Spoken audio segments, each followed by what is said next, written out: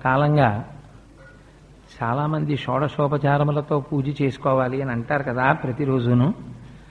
దానికి వైదిక విధానంలో ఏ విధమైనటువంటి ఇబ్బంది లేని రీతిలో ఉచ్చారణ చేసేటప్పుడు పొరపాటున ఏదైనా చిన్నో చితకో పొరపాటు వస్తే దానివల్ల ఏ ఉపద్రవము సంభవించినటువంటి రీతిలో ప్రారంభంలో మొట్టమొదట అసలు పూజ తప్పుత్రోవలో నడవకుండా చేసుకునేటటువంటి విధానాన్ని ఒక్కసారి ఎప్పుడైనా చెప్పే ప్రయత్నం చెయ్యండి అంటే దాని గురించి సరే ఎప్పుడైనా చేద్దామని ఆలోచన చేస్తూ వచ్చాం. సరే మా దొరగారి సంకల్పం, గోపాలకృష్ణ గారి యొక్క కార్యదక్షత, ఈ రెండింటి యొక్క సమన్వయం చేత అది శ్రావణ మాసం వచ్చిన తర్వాత శ్రావణ మాసంలో మొట్టమొదటి ఆదివారం నాడు జరగాలి అని ఈశ్వరుడి యొక్క సంకల్పం. అందుచేత అనుకోకుండా ఇవాల్టి రోజున ఈ కార్యక్రమం జరగడం తటస్థించింది. కానీ ఒకరోజు ఉపన్యాసంలో యాదృచ్ఛికంగా ఒక్క అనౌన్స్మెంట్ చేసినంత మాత్రం చేత మీరు ఇంతమంది ఆర్తితో రావడం నాకు చాలా ఆశ్చర్యం, ఆనందం కలిగించాయి. భగవంతుని పట్ల పూనిక ఉన్న వారి యొక్క సంఖ్య చూస్తుంటే చాలా ఆనందంగా ఉంది. అయితే ఇప్పుడు మనం చెయ్యబోయేటటువంటి పూజ ప్రతిరోజు మన ఇంట్లో ఉండేటటువంటి దేవతలని ఆరాధించవలసినటువంటి విధానం. ఎందుచేత అంటే భారతీయ సంప్రదాయంలో, మన సనాతన ధర్మంలో మనిషి యొక్క జీవితం అంతా కూడా భగవంతుడితోటే ముడిపడి ఉంటుంది. షోడశ కళా ప్రపూర్ణుడు చంద్రుడు. చంద్రుడికి 16 కళలు ఉంటాయి. మనిషికి 16 సంస్కారముల చేత సంస్కరింపబడతాడు. తల్లి గర్భంలో ప్రవేశించిన దగ్గర నుంచి శరీరం పడిపోయిన తర్వాత కూడా దీన్ని తీసుకెళ్లి ఇష్టం వచ్చినట్టు పడేయడానికి వీల్లేదు. అంచేష్టి సంస్కారము అని సంస్కారం చేసి దీన్ని పంచభూతాల్లోకి పంపించేస్తారు. అందుకని మనిషికి కూడా 16 కళలు, 16 సంస్కారములు. చంద్రుడికి 16 కళలు. ఆ 16 కళలతోటే మనకి కాలగతిని చెప్తూ శుక్లపక్ష కృష్ణపక్ష తిథులుగా చెప్తూ మనం కాలాన్ని గణన కట్టి ఈశ్వరారాధన చేస్తాం. అలాగే భగవంతుడికి పూజ చేసినా కూడా 16 ఉపచారములతో పూజ చెయ్యాలి. ఈ 16 ఉపచారములతోటే పూజ చెయ్యడం అనేటటువంటి దాని వెనకాతల మనస్సుని తీసుకెళ్లి భగవంతుడి దగ్గర పెట్టించేటటువంటి గొప్ప ప్రయత్నాన్ని ఋషులు చేశారు. ఎందుకు ఆ 16 పెట్టారు అంటే మీకు మొట్టమొదటే చెప్పాను. ఆ 16 అనేటటువంటి అంకెకి ఒక విశేషమైనటువంటి ప్రాధాన్యత ఉంది వైదిక ధర్మంలో. 16 ఉపచారములలో మొట్టమొదటిది ధ్యానం. ఇప్పుడు మీరు పూజా విధానం ప్రారంభించిన తర్వాత ఇదే వరసలో నడుస్తుంది. నడిచేటప్పుడు మీ మనస్సు అలా లగ్నం కావడాన్ని మీరు చూసుకోవాలి. మొట్టమొదట చెయ్యవలసినటువంటిది ధ్యానంతో ప్రారంభమవుతుంది. అప్పటి వరకు పూజకి ముందున్న దాన్ని పూర్వాంగం అంటారు. అంటే మీరు పూజ చెయ్యడానికి మీరు తెచ్చినటువంటి వస్తువులలో ఏదైనా అపవిత్రత ఉండవచ్చు, లేదా మీ యందు అపవిత్రత ఉండవచ్చు. ఎందుచేత నేను ఈ మాట అంటున్నానంటే పూజ చేసేటప్పుడు శరీరంలో ఎక్కడ మలం ఉండడానికి వీల్లేదు. మనకి నవరంధ్రములలోంచి ఈ రోమకూపములు అంటారు, వెంట్రుకలు ఉండేటటువంటి కన్నాల్లోంచి నిరంతరము మలము ఊరుతుంటుంది. అందుకే నిద్రపోయి లేస్తే దేవాలయంలోకి వెళ్ళడానికి అర్హత ఉండదు, స్నానం చేసి వెళ్ళాలి. ఎప్పుడూ మలం ఊరుతున్నటువంటి కారణం చేత మీరు బాహ్యంలో చేసినటువంటి స్నానం చేత శరీరానికి పరిశుభ్రత ఏర్పడింది మీరు చెప్పలేరు. అందుచేత వైదికమైనటువంటి ఒక మంత్రము చేత ముందు శరీరాన్ని సంస్కరించుకుంటాం. శరీరానికి పరిశుద్ధి ఏర్పడుతుంది. కానీ లోపల మనస్సు అటు ఇటు తిరుగుతూ ఉంటుంది, దానికి పరిశుద్ధి లేదు. ఎన్ని ముట్టుకోకూడని వస్తువులనో ముట్టుకుంది. అందున పూజ అనేటటువంటిది ఉదయం చేస్తాం. మనస్సుకున్న పెద్ద దోషం ఎక్కడంటే అది అంతకుముందు జరిగిన విషయాన్ని స్మరిస్తుంది. అంతకుముందు జరిగింది రాత్రి వేళ మనిషి శరీరంతో అనేక రకములైన భోగములను అనుభవించి ఉండవచ్చు. గృహస్థాశ్రమంలో ఉన్నవాడు మనస్సు అటువైపుకి కానీ వెళ్ళిందనుకోండి, పూజలో అపచారం జరుగుతున్నట్టు, స్మరణలోకి రాకూడని విషయాలు స్ఫురణలోకి వస్తున్నట్లు. అందుచేత మరి ఎలా, లేదా అంతకు ముందు రోజు జరిగినటువంటి విశేషాలు ఏవైనా మనస్సు మీద పడచ్చు. అందుచేత వీటి వ్యగ్రత నుంచి బయటపడి మనస్సుకు ఒక స్థిరత్వాన్ని ఏర్పాటు చేయడం కోసమని ఆచమనం చేస్తారు. ఆచమనం చేసేటప్పుడు ఎన్ని నీళ్లు పడితే అన్ని నీళ్లు చేతిలో పోసుకోకూడదు. మీరు ఉద్ధరిణితో తీసినటువంటి నీరు మీ కుడి చేతితో గోముద్ర ఇలా పట్టి మీరు పోసుకున్నప్పుడు ఒక మినపగింజ తీసుకొచ్చి అందులో వేస్తే ఆ మినపగింజ ఉపరితలం పైకి కనపడకుండా మునగడానికి ఎంత నీరు పడుతుందో అంత నీరు పోసుకోవాలి. ఆచమనం చేస్తున్న దగ్గర నుంచి పూజ యందు మాత్రమే మీరు దృష్టి పెట్టుకుని ఉండాలి. తప్ప ఆచమనం చేసిన తరువాత ఇంట్లో పూజ చేసేటప్పుడైనా మీరు మధ్యలో ఎవరితోనైనా మాట్లాడారనుకోండి, పూజాఫలంలో సింహభాగాన్ని మీరు ఎవరితో మాట్లాడారో వారికి ధారపోసేస్తారు, వారికి వెళ్ళిపోతుంది ఆ పూజా ఫలితం. అందుకని పూజ చేసేటప్పుడు మాట్లాడకూడదు. శరీరంలో ఉండేటటువంటి ఏ రంధ్రంలోంచి వాయువు బయటికి వెళ్ళకూడదు.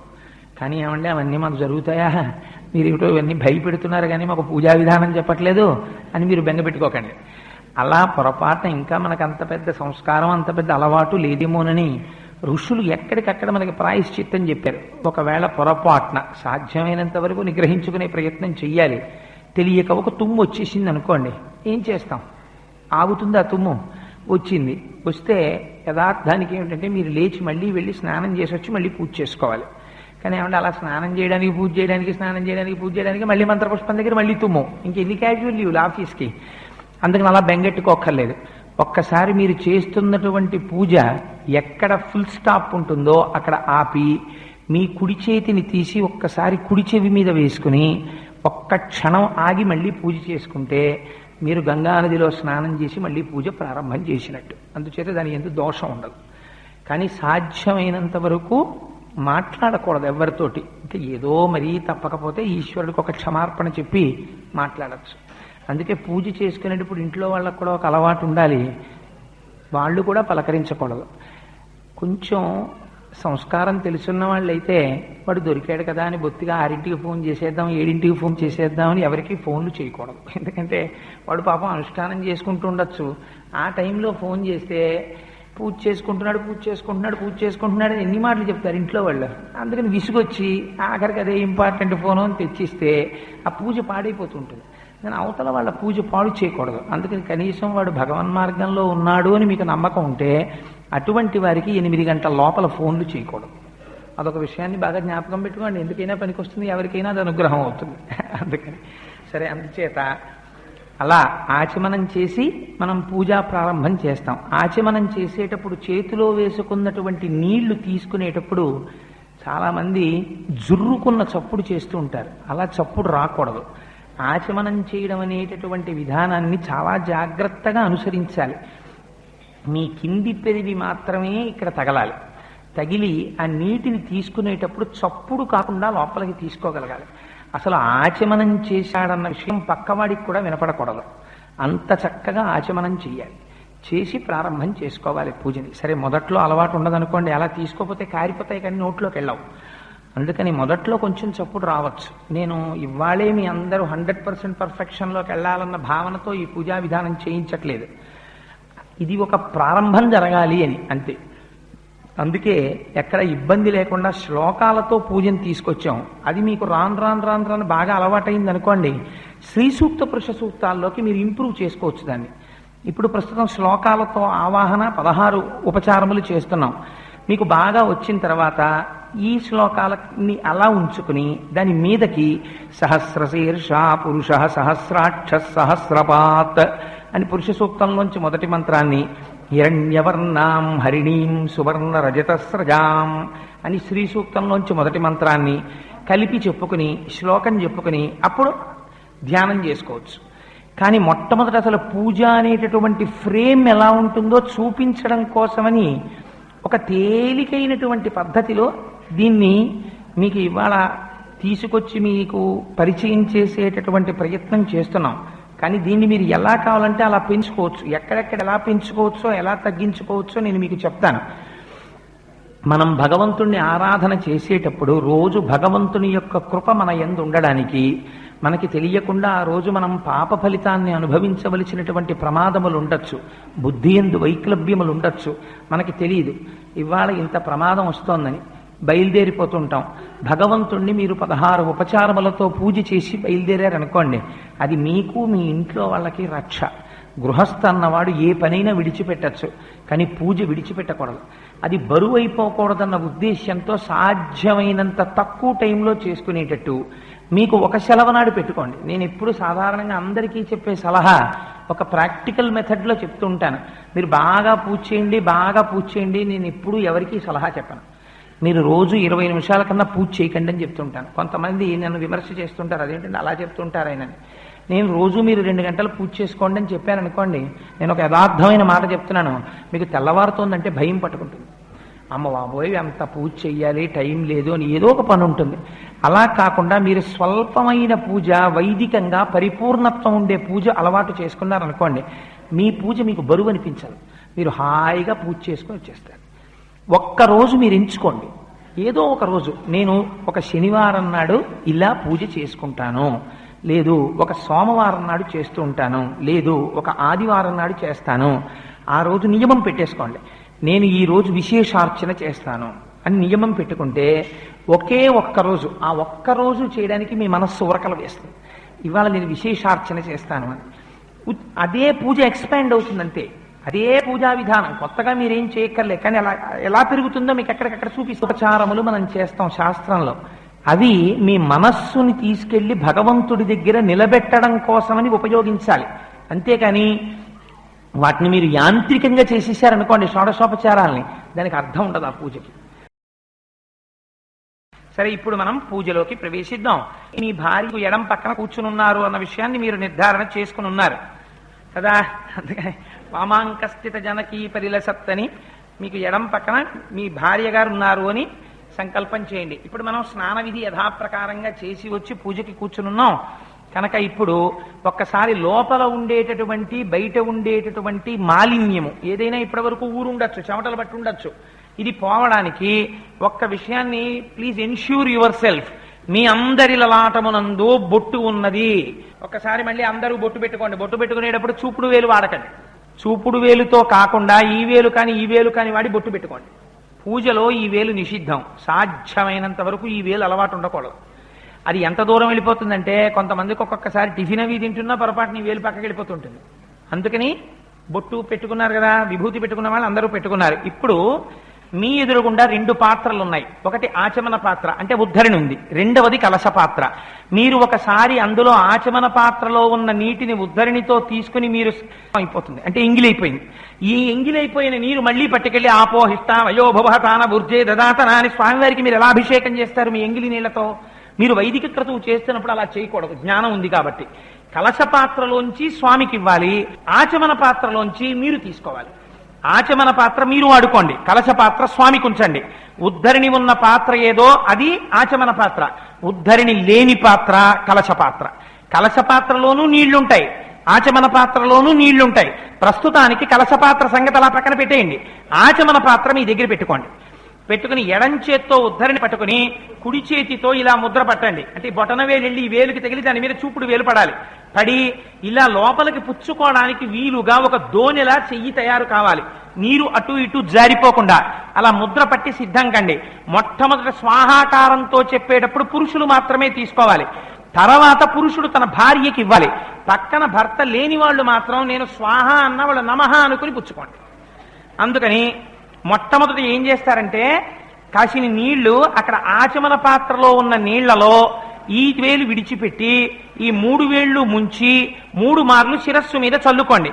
అపవిత్ర పవిత్రోవా, నేను చెప్పింది చెప్తూ చల్లుకోండి. అపవిత్ర పవిత్రోవా సర్వావస్థ అంగతోపివా యస్మరేత్ పుండరీకాక్షం సహాభ్యాంతరశుచి. లోపల బయట నాకు ఈ జలములను చల్లుకోవడం వల్ల శుద్ధి జరుగుతున్నది. ఒక్కసారి అనుకోండి, పుండరీకాక్ష పుండరీకాక్ష పుండరీకాక్ష. మీ దగ్గరున్న పుస్తకంలో చూసుకుంటూ ఉండండి అమ్మా. పక్కన ప్రారంభమైంది కాబట్టి పూజ. ఇప్పుడు ప్రతిరోజు నిత్య పూజ చేసేటప్పుడు మీరు పసుపు విఘ్నేశ్వరుణ్ణి పెట్టి ముందు పూజ చేసి తర్వాత యథాస్థానముద్వాసయామి అనక్కర్లేదు. మీకున్న పంచాయతనంలో గణపతి ఉంటారు అక్కడ. అందుకని ఒక్కసారి ప్రార్థనా శ్లోకం చెప్పి ప్రారంభం చెయ్యండి. ఈ శ్లోకాలు మీకు భగవంతుని యొక్క అనుగ్రహాన్ని తీసుకొచ్చే శ్లోకాలు. అందుకని ఒక్కసారి ముందు గణపతికి నమస్కారం చేయండి. శుక్లాంబరధరం విష్ణుం శశివర్ణం చతుర్భుజం ప్రసన్నవదనం ధ్యాయేత్ సర్వవిఘ్నోపశాంతయేత్. గురుర్బ్రహ్మ గురుర్విష్ణు గురుదేవో మహేశ్వర గురు సాక్షాత్ పరబ్రహ్మ తస్మై శ్రీ గురవే నమః. మీ గురువుల్ని తలుచుకుని నమస్కారం చెయ్యండి.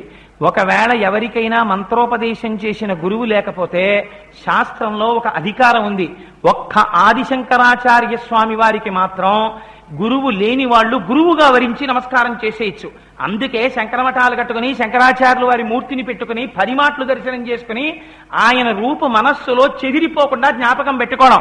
అంతేకాని ఎప్పుడో వెళ్ళిపోయిన వాళ్ళకి ఉళ్ళు కట్టడం ఎందుకని కాదు, ఆ మూర్తి బాగా జ్ఞాపకం ఉండాలని. అందుకని శంకరాచార్యుల వారు ఎప్పటికీ జగద్గురువు, జ్ఞాపకం ఉండాలని. అందుకని శంకరాచార్యుల వారిని మనస్సులో తలుచుకుని నమస్కారం చేసుకోవచ్చు ఉపదేశం చేసిన గురువులు లేకపోతే. అందుకని ఒకవేళ మీకు ఉపదేశం చేసిన గురువులుంటే వారి పాదాలు స్మరించి నమస్కారం చేయండి, లేకపోతే శంకరాచార్యుల వారి పాదాలు స్మరించి నమస్కారం చేసుకోండి. ఒక్కసారి పార్వతీ పరమేశ్వరుల పేరు తలుచుకున్నా విన్నా మీ నోటితో పలికినా ఆ రోజంతా మీకు భద్రం, మంగళం, ఏ ప్రమాదం జరగదు. అందుకని ఇది తప్పకుండా బయటికి ఎడుతున్నప్పుడు, ప్రయాణానికి వెళ్ళినప్పుడు, ఇంట్లోంచి గడప దాటి యశివో నామ రూపాభ్యాం యాదేవి సర్వమంగళ తయో సంస్మరణాత్ పుంసాం సర్వతో జయమంగళం లాభస్తేషాం జయస్తేషాం కుతస్తేషాం పరాభవః యేషామిందీవరస్యామో హృదయస్థో జనార్దనః ఆపదామపహర్తారం దాతారం సర్వసంపదాం లోకాభిరామం శ్రీరామం భూయో భూయో నమామ్యహం. సర్వమంగళమాంగళ్యే శివే సర్వార్థసాధికే శరణ్యే త్రయంబకే దేవి. నేను చాలా ఆర్తితో ఒక మాట చెప్తున్నాను, దయచేసి అర్థం చేసుకోండి. ప్రత్యేకించి ఇంట్లో పిల్లలందరికీ శ్లోకాలు నేర్పండి. రేపొద్దున్న మీ ఇంట్లో ఉన్న ఆడపిల్ల వేరొక ఇంటికి వెళ్ళినప్పుడు వాళ్ళు కష్టపడి పెంచి పెద్ద చేసుకుని ప్రయోజకుణ్ణి చేసుకున్న కొడుకుని రక్షించగలిగిన సమర్థత మీ అమ్మాయి చేతిలో ఉందని గుర్తుపెట్టుకోండి. ఆ అమ్మాయి రోజు సర్వమంగళ మాంగళ్యే శివే సర్వార్థ సాధకే అని పూజామందిరంలో చెప్తే ఆ సర్వమంగళ అయిన పార్వతీదేవి సంతోషిస్తే ఆ అమ్మాయి మెడలో మాంగళ్యం నిలబడుతుంది. అంటే వేరొకరు కని పెంచి పెద్ద చేసి ప్రయోజకుణ్ణి చేసిన కొడుకు ఆరోగ్యంతో ఉంటాడు. వారు మీరు కూడా సుఖ సంతోషాలతో ఉంటారు. అందరికీ శ్లోకాలు తప్పకుండా రావాలి. అంతేకాని మాకు అంత పెద్దగా రాదండి, వీ స్పీక్ ఇన్ ఇంగ్లీష్, అదంతా పెద్ద చాలా గొప్ప విషయం అనుకున్నారేమో. అదేం పెద్ద విషయమేం కాదు. ఇవి వచ్చిన వాళ్ళు ఎవరో వాళ్ళు చాలా గొప్పవాళ్ళు. అందుకని నిర్దాక్షిణ్యంగా మీ పిల్లల్ని శాసించి ఇవి పలకడం నేర్పండి. ఇప్పుడు ఒక్కసారి దీపారాధన చెయ్యండి. మగవారు దీపం వెలిగించండి, ఆడవారు మగవారి యొక్క చేతిని పట్టుకోండి. వాళ్ళ చెయ్యి పట్టుకుంటే చాలు దీపం వెలిగించడానికి ఉపయోగపడేటట్టు. ఇంట్లో దీపం మంగళప్రదంగా పరమేశ్వర స్వరూపమై మిమ్మల్ని కాపాడుతోంది. ఆ దీపానికి ఎక్కడ మాటలు వినపడకూడదమ్మా. దీపం వెలిగించిన తరువాత దీపం దగ్గర 4 అక్షతలు కానీ ఒక పువ్వు కానీ ఉంచి ఆ దీపానికి నమస్కారం చెయ్యండి. కొద్దిగా అక్షతలు కానీ పువ్వు కానీ ఆ ప్రమిద దగ్గర సమర్పణ చేసి ఒక్కసారి 2 చేతులు జోడించి నమస్కారం చెయ్యండి ఆ దీపానికి. ఆ దీపమే మనకి రక్ష. మన సంప్రదాయంలో దీపము వెలిగించడమే తప్ప దీపం ఆర్పడం మనకి తెలియదు. ఆ ఇంట్లో దీపం వెలుగుతోందండి అంటారు. మీరు బాగా గుర్తుపెట్టుకోండి. మనం ఒక మాట చెప్తాం, ఓ ఇల్లు కట్టానండి కానీ దూరంగా ఉంది, ఎవరో అద్దెకి రావట్లేదు, కానీ సరే ఏదో దీపం పెట్టడానికి ఉంటారు కదా అని వాళ్ళకి ఇచ్చానండి అంటారు. అద్దె తక్కువ వచ్చినా ఇచ్చానండి అనరు, ఇంట్లో దీపం పెట్టడానికని ఇచ్చానండి అంటారు. ఇంట్లో దీపం పెట్టకపోవడం అంటే ఏమిటో తెలుసా అండి? ఆ రోజు ఇంట్లో దీపం వెలగలేదు అంటే అమంగళం. అలాంటిది చిన్న చిన్న పిల్లలు, వృద్ధిలోకి రావలసినటువంటి పిల్లల్ని తీసుకెళ్లి ఎన్ని పుట్టినరోజులు వచ్చాయో అది ఈశ్వరానుగ్రహంగా అనుభవించాలి తప్ప కొవ్వొత్తులు వెలిగించి పిల్లల చేత పెద్దలు దగ్గరుండి దీపాలు ఆర్పించేసి నోటిగాలితోటి వీళ్ళు తప్పట్లు కొట్టడం అంటే అది పశు సంప్రదాయం. అది దీపాలు ఆర్పేయడం ఏమిటి నోటిగాలితోటి, పెద్దవాళ్ళందరూ తప్పట్లు కొట్టడం ఏమిటి, ఎందుకు వచ్చింది? మన వైదిక సంప్రదాయం కాదు అది. నాయందు అనుగ్రహించి నేను భావన వ్యగ్రతతో చెప్తే నన్ను క్షమించండి. పిల్లలకి ఇలాంటి దిక్కుమాలిన అలవాట్లు మాత్రం చేయకండి. కొవ్వొత్తులు వెలిగించడాలు, దీపాలు ఆర్పేయడాలు, ఇలాంటి పనులొద్దు. రేపు పొద్దున్న పిల్లలకి ఏమైనా ప్రమాదం వస్తే మనం ఏడవాళ్ళకి ఇంటి దీపాలు ఆర్పించేసేయడం ఏమిటి పిల్లలతోటి? వాడు రేపు పొద్దున్న తీసుకెళ్లి వృద్ధాశ్రమంలో చేర్చేస్తాడు ఇంటి దీపం ఆర్పించేస్తే. అందుకని వద్దు. చక్కగా దీపం వెలిగించి నమస్కారం చేయడం పిల్లలకి నేర్పండి. మగవారు 3 మాటలు ఆచమనం చేయండి స్వాహాకారంతో. మొట్టమొదట మగవారు చెయ్యండి. కుడి చేతిలో నీరు పోసుకుని నోట్లోకి తీసుకోండి. ఓం కేశవాయ స్వాహ. మీరు కూడా అనండి, అంటూ చెయ్యండి. ఓం నారాయణాయ స్వాహ. ఓం మాధవాయ స్వాహ. ఇప్పుడు మగవారు ఆడవారి కుడి చేతిలో పొయ్యండి. వాళ్ళు ఆచమనం చేసేటప్పుడు నమః అనుకోవాలి. ఓం కేశవాయ నమః. ఎవరు అంటలేదేమ్మా? అందరూ అంటూ తీసుకోండి. ఓం నారాయణాయ నమః. ఓం మాధవాయ నమః. ఇంకిక్కడి నుంచి ఓసారి ఆ చేతిలో మళ్ళీ నీళ్లు పోసుకుని చేయి కడిగేసుకోండి. ఎంగిలైంది కదా, మళ్ళీ ముట్టుకోవాలి కదా అన్ని, అందుకని చేయి కడిగేసుకోండి. ఒకసారి చేయి కడిగేసుకుని అందరూ చెప్పండి. ఓం గోవిందాయ నమః. ఓం విష్ణవే నమః. ఓం మధుసూదనాయ నమః. ఓం త్రివిక్రమాయ నమః. ఓం వామనాయ నమః. ఓం శ్రీధరాయ నమః. ఓం హృషీకేశాయ నమః. ఓం పద్మనాభాయ నమః. ఓం దామోదరాయ నమః. ఓం సంకర్షణాయ నమః. ఓం వాసుదేవాయ నమః. ఓం ప్రద్యుమ్నాయ నమః. ఓం అనిరుద్ధాయ నమః. ఓం పురుషోత్తమాయ నమః.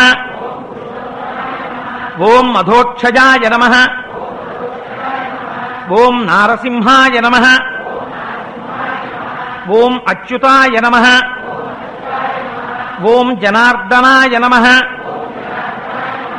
ఓం ఉపేంద్రాయ నమః. ఓం హరయే నమః. ఓం శ్రీకృష్ణాయ నమః. ఇప్పుడు మీరు రోజు నిత్య పూజ కదా, మీరు మర్చిపోయేది ఏదో గుళ్ళో ఎవరో చేయిస్తున్నారు పూజ అనుకోకండి. మీరు రోజు చేసుకోవడానికి రిహార్సల్ చేస్తున్నాం. మీరు వద్దన్నా కూడా ఇంట్లోకి రాత్రి తిరిగేటటువంటి అలవాటు ఉన్న భూత ప్రేత పిశాచాదులు ప్రవేశం చేస్తుంటాయి. అయ్యా మీకు మాకు గొడవేం లేదండి, కాకపోతే మేము దైవాన్ని నమ్ముకున్నాం, మీరేమో అందుకని ఇక్కడ ఉండడం కుదరదు, మేము ఇక్కడ రోజు పూజలు చేస్తాం. మేము దేవుణ్ణి విడిచిపెట్టి తిరగడానికి అలవాటు పడిన వాళ్ళం కాదు. మాకు భగవంతుడి ఆరాధన ముఖ్యం.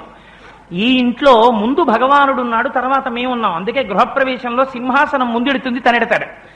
అందుకని మరి పూజ జరుగుతుంది. మీకు ఆ పూజలు అవి అంత పెద్ద పడవ కదా, మీకు మాకు గొడవ ఎందుకు, అందుకని మీరు వెళ్ళిపోండి అని చెప్తాం. అందుకని ఉత్తిష్టంతు భూత పిశాచాహ, మీరు లేచిపోండి అంటాం. ఇప్పుడు ఏం చేయాలంటే మగవారు అక్షతలలో కొద్దిగా ఓ 2-3 అక్షత గింజలు ఇలా మృగముద్ర అంటారు, అంటే ఈ వేళ్లు తగలకుండా ఇలా పట్టుకుని తీసి వాసన చూసి తనకి భార్యకి మధ్యలోంచి వెయ్యకూడదు. పూజ పీటల మీద భార్యాభర్తలు కూర్చున్న తర్వాత వాళ్ళ మధ్యలోంచి పిల్లలు కూడా ఏది అందించకూడదు. అందుకని తన భార్య ఎడమ చేతి పక్కకి ఆ అక్షతల్ని విసిరేయాలి ఇలా వెనక్కి. అందుకని వాసన చూసి నారాయణరావు గారు కమలమ్మ గారి పక్క నుంచి వెనక్కి పడేసేయండి. ఉత్తిష్టంతో భూత పిశాచాహ ఏతే భూమి భారకాహ. చెప్పండి, ఉత్తిష్టంతో భూత పిశాచాహ ఏతే భూమి భారకాహ ఏతేషామ విరోధేన బ్రహ్మకర్మ సమారభే. ఇప్పుడు ప్రాణాయామం చేయండి. అంటే ఒక ముక్కులోంచి గాలి బాగా పీల్చి రెండో ముక్కులోంచి విడిచిపెట్టాలి. రెండో ముక్కు రంధ్రంలోంచి బాగా పీల్చి యువతల ముక్కులోంచి విడిచిపెట్టాలి. అంతేగాని ముక్కు పట్టుకోవడానికి కాదా మంత్రం. అందుకని ఇది చెప్తూ చెయ్యండి. ఓం ఓం భూః ఓం భువః ఓం సువః ఓం మహః ఓం జనః ఓం తపః ఓం సత్యం ఓం తత్సవితుర్వరేణ్యం భర్గో దేవస్య ధీమహి ధియో యో న ప్రచోదయాత్ ఓమాపో జ్యోతిరసోమృతం బ్రహ్మభూద్భువస్సువరోం మమోపాత్త దురితక్షయ ద్వారా శ్రీ పరమేశ్వర ప్రీత్యర్థం శుభే శోభన ముహూర్తే శ్రీ మహావిష్ణోరాజ్ఞయా ప్రవర్తమానస్య అద్య బ్రహ్మణః ద్వితీయ పరార్ధే శ్వేతవరాహ కల్పే వైవస్వత మన్వంతరే కలియుగే ప్రథమ పాదే జంబూద్వీపే భరతవర్షే భరతఖండే అస్మిన్ వర్తమాన వ్యావహారిక చాంద్రమానేన, ఇది దేశకాల సంకీర్తనం అంటారు. మీరెక్కడున్నారు, ఆ రోజు సమయం ఏమిటి ఒకసారి విజ్ఞాపన చేస్తున్నారు. శ్రీ పార్థివనామ సంవత్సరే దక్షిణాయనే, అది ఏ రోజు ఏ మాసం ఏ తిథి అయితే అది చెప్పాలి. రోజు అది చెప్పాలనుకోండి అందరికీ తెలుసు. శ్రావణ మాసే శుక్లపక్షే విధియ తిథౌ భానువాసరే శుభ నక్షత్రే శుభయోగే శుభకరణే ఏవం గుణ విశేషణ విశిష్టాయాం శుభతిథౌ శ్రీమాన్ శ్రీమతః. భార్యాభర్తలిద్దరూ కూర్చున్న వాళ్ళు గోత్రం ఆయన పేరు చెప్పుకుని ధర్మపత్ని సమేతస్య అంటే చాలు. ఇవాళ నేను దేవాలయాల్లో కూడా చూస్తుంటాను, చాలా హాస్యాస్పదమైన సన్నివేశం. తండ్రి గారు కొడుకులు అందరూ ఓ చోట ఉన్నారనుకోండి, శుభలేఖ తండ్రికి కొడుకులకి విడదీసి ఇవ్వరు. అన్నదమ్ములు అందరూ ఒక క్యాంపస్ లో ఉన్నారనుకోండి, పెద్దన్న గారికి చెప్తే చాలా అందరికీ చెప్పేసినట్టే. అలాగే తండ్రి తన భార్యతో బిడ్డలతో కలిసి వెళ్ళాడు అనుకోండి ఒక దేవాలయానికి, ఆయన పేరు గోత్రం చెప్పి సకుటుంబస్య సపరివారస్య అని చెప్తే అందరి పేర్లు చెప్పినట్టే. అంతేకాని వాళ్ళ పేర్లు, కొడుకుల పేరు, కూతురి పేరు, అల్లుడి పేరు, షాప్ పేరు, కుక్క పేరు, పిల్లి పేరు ఇన్ని చెప్పక్కర్లేదు. వాళ్ళందరూ ఆయనకి చెందినవారే. అందుకని ఒకవేళ అలా భర్త పక్కన లేకుండా కూర్చున్న వాళ్ళు ఉంటే వాళ్ళ పేరు చెప్పుకోండి. అందుకని శ్రీమాన్ శ్రీమతః మీ గోత్రం పేరు చెప్పుకోండి. సాధారణంగా భార్య పక్కన కూర్చోపోయినా ఇంట్లో పూజ చేసుకునేటప్పుడు ఎలాగో మీరు అలా చెప్పేసుకోవచ్చు మీ పేరు చెప్పుకొని. ధర్మపత్ని సమేతస్య సకుటుంబస్య క్షేమస్థైర్య విజయాభయాయురారోగ్యైశ్వర్యాభివృద్ధ్యర్థం ధర్మార్థ కామ మోక్ష చతుర్విధ పురుషార్థ ఫలాప్త్యర్థం శ్రీ లక్ష్మీనారాయణ పూజాం కరిష్యే. ఒక్కసారి నీళ్లు ముట్టుకోండి. అంటే స్వామి ఇవాళ నేను నీ పూజ చేసుకుంటున్నాను, రోజు చేస్తాను, ఇవాళ నీ ఆరాధన చేస్తున్నాను. ఒక్కసారి ఈ వేలు కాకుండా ఈ వేలుతో ఇలా నీళ్లు ముట్టుకోండి. ఈ వేలుతో సాధారణంగా మీకు సాధ్యమైనంత వరకు అనామిక అంటే ఉంగరపు వేలుని వాడడానికి ప్రయత్నం చేస్తుండండి. ఏ కారణం చేతనైనా కుదరకపోతే ఈ వేలు వాడుకోండి, అనామికని వాడడానికి ప్రయత్నం చెయ్యండి. అందుకని తదంగ కలశారాధనం కరిష్యే. మీరు పూజ చేసేటప్పుడు ఆ పూజలో అంతర్భాగంగా అంటే ఇంకా పూజ మొదలవలేదు, తదంగా అంటే అందులో అంగంగా నేను ఇప్పుడు స్వామి ఆరాధనకి ఉపయోగపడేటట్టుగా కలశారాధనం చేస్తున్నాను, స్వామికి నీళ్లు అవి ఇవ్వడానికి తయారవుతున్నాను. ఇప్పుడు మీ కలశ పాత్ర తెచ్చి పక్కన పెట్టుకోండి. తెచ్చి పెట్టుకున్నారు కదా, ఇప్పుడు ఒక మాట చెప్పండి. దాని మీద ఇలా చెయ్యి వెయ్యండి, కుడి చేతిని దాని మీద పెట్టండి, ఆయన చేతి మీద ఆవిడి చెయ్యి పెట్టండి, ఆయన చెయ్యి మీద ఆవిడి చెయ్యి పెట్టారు కదా కుడి చేతులు. పెట్టిన తర్వాత ఇప్పుడు చెప్పండి. కలశస్య ముఖే విష్ణు కంఠే రుద్ర సమాశ్రిత మూలే తత్ర స్థితో బ్రహ్మ మధ్యే మాతృగణాశ్రితా. అంటే బ్రహ్మ విష్ణు పరమేశ్వర సశక్తియుత స్వరూపంగా ఇప్పుడు ఆ కలశ పాత్ర అక్కడ నిలబడి ఉంది. కుక్షౌ తు సాగరా సర్వే సప్తద్వీపావసుంధర ఋగ్వేదోధ యజుర్వేద సామవేదో హ్యధర్వణః అంగైశ్చ సహితాః సర్వే కలశంతు సమాశ్రితాః. కలశలోకి అవన్నీ ప్రవేశించి వేదములతో సహా జలములను పవిత్రం చేశాయి.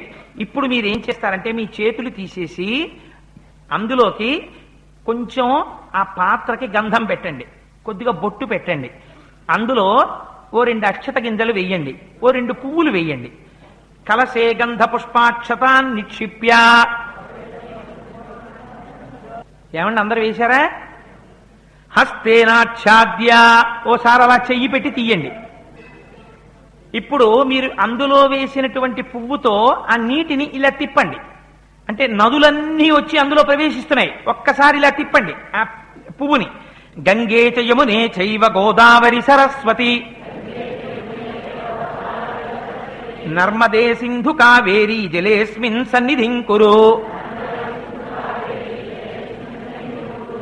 ఇప్పటి వరకు మీరు అక్కడ పూజా మందిరం పెట్టి మీరు రాత్రి వెళ్ళి పడుకున్నారు. ఏమో మనకి తెలియదు. ఆ విగ్రహాలు మీరు పెట్టుకున్నటువంటి మూర్తుల మీద బల్లులు తిరగచ్చు, అవి మలమూత్రాలు విసర్జించి ఉండవచ్చు. ఒక్కొక్కసారి పూజా మందిరంలో జరుగుతుంటాయి, మనం పూజ చేసేటప్పుడు గమనిస్తాం. అందుచేత మరి భగవన్మూర్తి ఎందు కూడా చిన్న ఆ మూర్తికి అపవిత్రత కలిగింది. ఇప్పుడు మరి దాన్ని తీసేయాలి. అసలు దేవాలయాల్లో అయితే పవిత్రోత్సవాలు చేస్తారు. అందుకని మనకి తేలికగా ఋషులు ఎలా ఇచ్చారంటే అలాగే మీ యందు కూడా కొంత అపవిత్రత ఉండొచ్చు.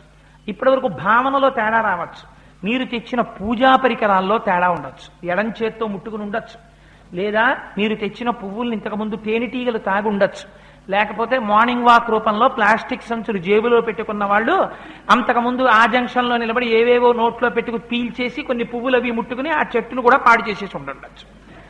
అందుకని చెప్పి తెచ్చినటువంటి పదార్థాలని భగవన్మూర్తికి కలిగినటువంటి అపవిత్రతని తొలగించడం, మనకి పవిత్రత కలిగించుకోవడం. ఎందుకని ఇప్పుడు ఆ కలశ పాత్రలోకి నదులన్నీ వచ్చాయి. అందుకని ఇప్పుడు ఆ పాత్రలో నీటితో పవిత్రమైపోతుంది. అందుకని ఏం చేస్తారు, ఆ పువ్వుతో నీళ్లు తీసుకుని మొట్టమొదట దాన్ని భగవంతుడి మీద ఇలా చల్లండి, మీ ఎదురుగుండా ఉన్న మూర్తి మీద చల్లండి. ఆయాంతు శ్రీ లక్ష్మీనారాయణ పూజార్థం దురితక్షయకారకాః కలశోదకేన దేవం. దేవుని ఆత్మానం మీ మీరు చల్లుకోండి. పూజా ద్రవ్యాన్ని చ సంప్రోక్ష్య, మీ దగ్గరున్న పూజా ద్రవ్యాల మీద చల్లండి. మళ్ళీ ఆ పువ్వు అందులో పెట్టేసుకోండి. ఇప్పుడు ఇక మీరు పూజకి ప్రారంభం అయిపోవచ్చు. అన్ని సిద్ధం చేసేసుకున్నారు. ఇప్పుడు ఇంకా భగవంతుణ్ణి పిలుస్తారు. అందుకని ఇప్పుడు కూర్చుని 2 చేతులు జోడించి ప్రార్థన చేసి, అందుకే ప్రార్థనా శ్లోకం కూడా చాలా తేలికైందే రాశారు అక్కడ. అందుకని ఒక్కసారి భగవంతుణ్ణి పిలవండి, స్వామి ఒక్కసారి వచ్చిన ఆరాధన పుచ్చుకోవయా తండ్రి అని. శాంతాకారం భుజగశయనం పద్మనాభం సురేశం విశ్వాకారం గగన సదృశం మేఘవర్ణం శుభాంగం లక్ష్మీకాంతం కమలనయనం యోగి హృద్యానగమ్యం వందే విష్ణుం భవభయహరం సర్వలోకైకనాథం. శ్రీలక్ష్మీనారాయణాభ్యా నమః. ధ్యానం సమర్పయామి. పచ్చటి పట్టుపుట్టం కట్టుకుని స్వామి, తెల్లటి పట్టుపుట్టం కట్టుకుని అమ్మ, ఇద్దరు మీ ఇంటికి వచ్చినట్టుగా భావించి పొంగిపోయి ధ్యాన శ్లోకం చదివిన తర్వాత ఇప్పుడు మళ్ళీ చెప్పండి స్వామికి. జ్యోతిశాంతం సర్వలోకాంతరస్థ ఓంకారాఖ్యం యోగి హృద్యానగమ్యం సాంగం శక్తిం సాయుధం భక్తి సేవ్యం సర్వాకారం విష్ణుమావాహయామి. స్వామి నేను పిలవగానే శక్తియుతుడవై మా అమ్మ లక్ష్మీదేవితో కలిసి మా ఇంటికి వచ్చావు. లక్ష్మిని అలా నారాయణుడితో కలిపి పిలిస్తేనే పరమ సంతోషంగా కూర్చుంటుంది. అమ్మా వచ్చావా, ఎంత సంతోషం అమ్మా, మా తల్లిదండ్రులు మీ ఇద్దరు వచ్చారా, రండి రండి రండి రండి. ఎంతో ఇంత ముఖం చేసుకుని ఏదో గుడుగుడు గుడుగుడు చదివేయడం కాదు. ఎంతసేపు పడుతుంది ఆ శ్లోకం చదవడానికి? చదివి లోపల ప్రసన్నత ఉండాలి. అబ్బా మా అమ్మ స్వామి వచ్చారు పిలవగానే అని సంతోషించి శ్రీ లక్ష్మీనారాయణాభ్యా నమః ఆవాహనం సమర్పయామి. స్వామి రండి అనగానే మరి కూర్చోబెట్టాలి కదా. అందుకని కల్పద్రుమూలే మణివేది మధ్యే సింహాసనం స్వర్ణమయం విచిత్రం విచిత్రవస్త్రావృతమచ్యుత ప్రభో గృహాణ లక్ష్మీధరణీ సమన్విత. శ్రీ లక్ష్మీనారాయణాభ్యా నమః. సింహాసనార్థం అక్షతాన్ సమర్పయామి. ఈ వేలు తగలకుండా చక్కగా ఇలా అక్షతలు తీసి ఇలా సమర్పించి అలా వచ్చి నిలబడినటువంటి అమ్మవారు అయ్యవారు మీరు సింహాసనం సమర్పించగానే ఠక్కున మీకు భావన రావాలి. చక్కటి ఫోమ్తో పెద్ద స్వర్ణ సింహాసనం అక్కడ వేస్తే అయ్యవారు అమ్మవారు టీవీగా కూర్చుని పెద్ద పాదపీఠం మీద మెత్తటి పాదపీఠం మీద పాదాలు పెడితే వాళ్ళు కూర్చుంటుంటే పోతన గారు వర్ణిస్తారు భాగవతంలో, కదలిన బాహుపద క్రమంబున రవము సూపెడి నూపు రములవాణి అని. ఆయన పాదాల కులసూత్రపు ధ్వని, చేతిగాజుల ధ్వని, మా అమ్మ పాద మంజీర ధ్వని అవి వినపడుతుండగా వచ్చి వాళ్ళు కూర్చుని పాదపీఠం మీద పాదాలు పెడితే అబ్బా స్వామి కూర్చున్నారా మా ఇంట్లో, చాలా సంతోషం అండి అని ఒక్కసారి వాళ్ళిద్దరినీ ఆ పూజా మందిరంలో ఇలా చూసుకుని మీ ఎదురుగుండా ఉన్న మూర్తిలో ఒక్కసారి అలా చూసి సంతోషించి అప్పుడు నారాయణ నమస్తేస్తు నరకార్నవతారక పాద్యం గృహాణ దేవేశ మమ సౌఖ్యం వివర్ధయ. శ్రీ లక్ష్మీనారాయణాభ్యా నమః. పాదయోః పాద్యం సమర్పయామి. ఇది మీరు తర్వాత ఇంప్రూవ్ చేసుకున్నప్పుడు శ్రీ సూక్త పురుష సూక్తాలని కలుపుకోవచ్చు, కొంచెం బాగా ప్రొనౌన్సియేషన్ వస్తే వాటిని. అప్పటి వరకు ఇలా చేసుకుంటూ వెడితే ముందు బాగా అలవాటు పడుతుంది ముందు. ఆ తర్వాత ఇప్పుడు మీ కలశపాత్రలో ఉన్నటువంటి నీరు తీసి ఒక్కసారి ఇలా స్వామికి చూపించి, మంచి అలవాటు ఏమిటంటే ఇలా చూపించి స్వామి పాదాల దగ్గర ఇలా చూపించడంలో మీరు ఆ పాదాలని చూడాలి. చూసి అక్కడ ఒక అరివేణమో చిన్న పళ్ళెమో ఏదో పెట్టుకున్నారు కదా, మనస్సు చేత ఆ పాదములను తెచ్చుకోవాలి. తెచ్చుకొని స్వామివారి నల్లటి పాదాల మీద ఇలా నీటి ధార, అమ్మవారి ఎర్రటి పాదాల మీద నీటి ధార పడితే తామరాకు మించి జారినట్టు ఇలా నీళ్లు జారితే ఆ తడిసిన పాదాలని మీరు మనస్సులో భావించి మనస్సులో ఉత్తరీయంతో ఒక్కసారి తుడి చేయాలి. అప్పుడు అందుకని ఇలా చూపించి ఆ కలశపాత్రలో నీళ్ళు ఇలా పక్కన వదలాలి. వదిలేటప్పుడు శ్లోకం చదవడం చెయ్యడం తేలిక, ఇక్కడ భావన నడుస్తూ ఉండాలి. పాదయోః పాద్యం సమర్పయామి. వ్యక్తావ్యక్త స్వరూపాయ హృషీకపతయే నమః. మయా నివేదితో భక్త్యా హ్యర్ఘ్యోయం ప్రతిగృహ్యతాం. శ్రీ లక్ష్మీనారాయణాభ్యా నమః. హస్తయోరర్ఘ్యం సమర్పయామి. స్వామి కూర్చున్నారా, కాళ్ళు కడుక్కున్నారా? స్వామి ఒక్కసారి చేతులకు కూడా నీళ్లు పోస్తాను, చేతులు చాపండి. హస్తయోరర్ఘ్యం సమర్పయామి అంటే స్వామి శంఖం చక్రం అన్ని పక్కన పెట్టి అలాగే నోయ్ అని ఇలా 4 చేతులు చాపితే అమ్మవారు నవ్వుతూ, ఇంతటి వాణ్ణి శంఖచక్రాలు పక్కన పెట్టించి చేతులు చాపేటట్టు చేశావు, ఆనాడు బలి చక్రవర్తి చేశాడు, ఇవాళ నువ్వు చేశావు భక్తితో అని ఇలా లక్ష్మీదేవి నారాయణుడు చేతులు చాపితే వాళ్ళ చేతుల వంక ఇలా చూసేటప్పటికి నిజంగా మీ మనస్సు పొంగిపోయి ఆ చేతుల మీద అలా చూపించి చేతుల వంక ఇలా విడిచిపెడితే ఆ చేతుల్లో నీటి ధార పడితే ఆ తడి చేతులు ఇలా అనుకుంటే అమ్మ అమ్మ కొంగుకు తుడుచుకోకు అని మీ ఉత్తరీయం ఇలా ఇస్తే అమ్మ మీ కొంగుతో ఇలా తుడిచేసుకుంటే అయ్యవారు అమ్మవారును ఆ వస్త్రం మీరు తీసి తలుపు మీద వేసి వెళ్ళిపోయారనుకోండి, అదే రక్ష ఇంటికి. లక్ష్మీనారాయణులు చేతులు తుడుచుకున్న వస్త్రం అది మీ మనస్సు చేత. అందుకని హస్తయోరఘ్యం సమర్పయామి. మందాకిన్యాస్తు యద్వారి సర్వపాపహరం శుభం తదిదం కల్పితం దేవ సమ్యగాచమ్యతాం విభో. శ్రీలక్ష్మీనారాయణాభ్యా నమః. ఆచమనీయం సమర్పయామి. అలా చూపించి విడిచిపెట్టండి. మనస్సులో ఎలా భావన చేస్తారు? 2 బంగారు గ్లాసులతో మీరు కాసి నీళ్ళు ఇస్తే ఇంటికి రాగానే కొంచెం మంచినీళ్ళు తాగుతారా అని అడుగుతారు కదా, వాళ్ళిద్దరూ కొంచెం నీళ్లు తాగి అక్కడ పెట్టినట్టుగా భావన చేయండి. అందుకే ఉపచారములు 16 అయినా 18 కనపడుతుంటాయి పూజలో. ఎందుకంటే ఈ 2 ఆచమనీయం ఇవ్వడమును ఆభరణం ఇవ్వడం పెరుగుతుంటాయి. అవి షోడశోపచారాల్లో కావు, కానీ భక్తి వ్యగ్రత చేత ఈ 2 కలుస్తాయి. కలిస్తే షోడశోపచారములు 18 ఉపచారములు అవుతాయి. అందుకని ఆచమనీయం సమర్పయామి చేశారు. ఇప్పుడు స్వామి నువ్వు అమ్మ స్నానం చేయడానికి మంచి నీళ్లు సిద్ధం చేశాను, మీరిద్దరూ స్నానం చేద్దరు గాని. తీర్థోదకై కంచన కుంభ సంస్థై సువాసితైర్దేవ కృపారసార్ధ్రై మయార్పితం స్నాన విధిం గృహాణ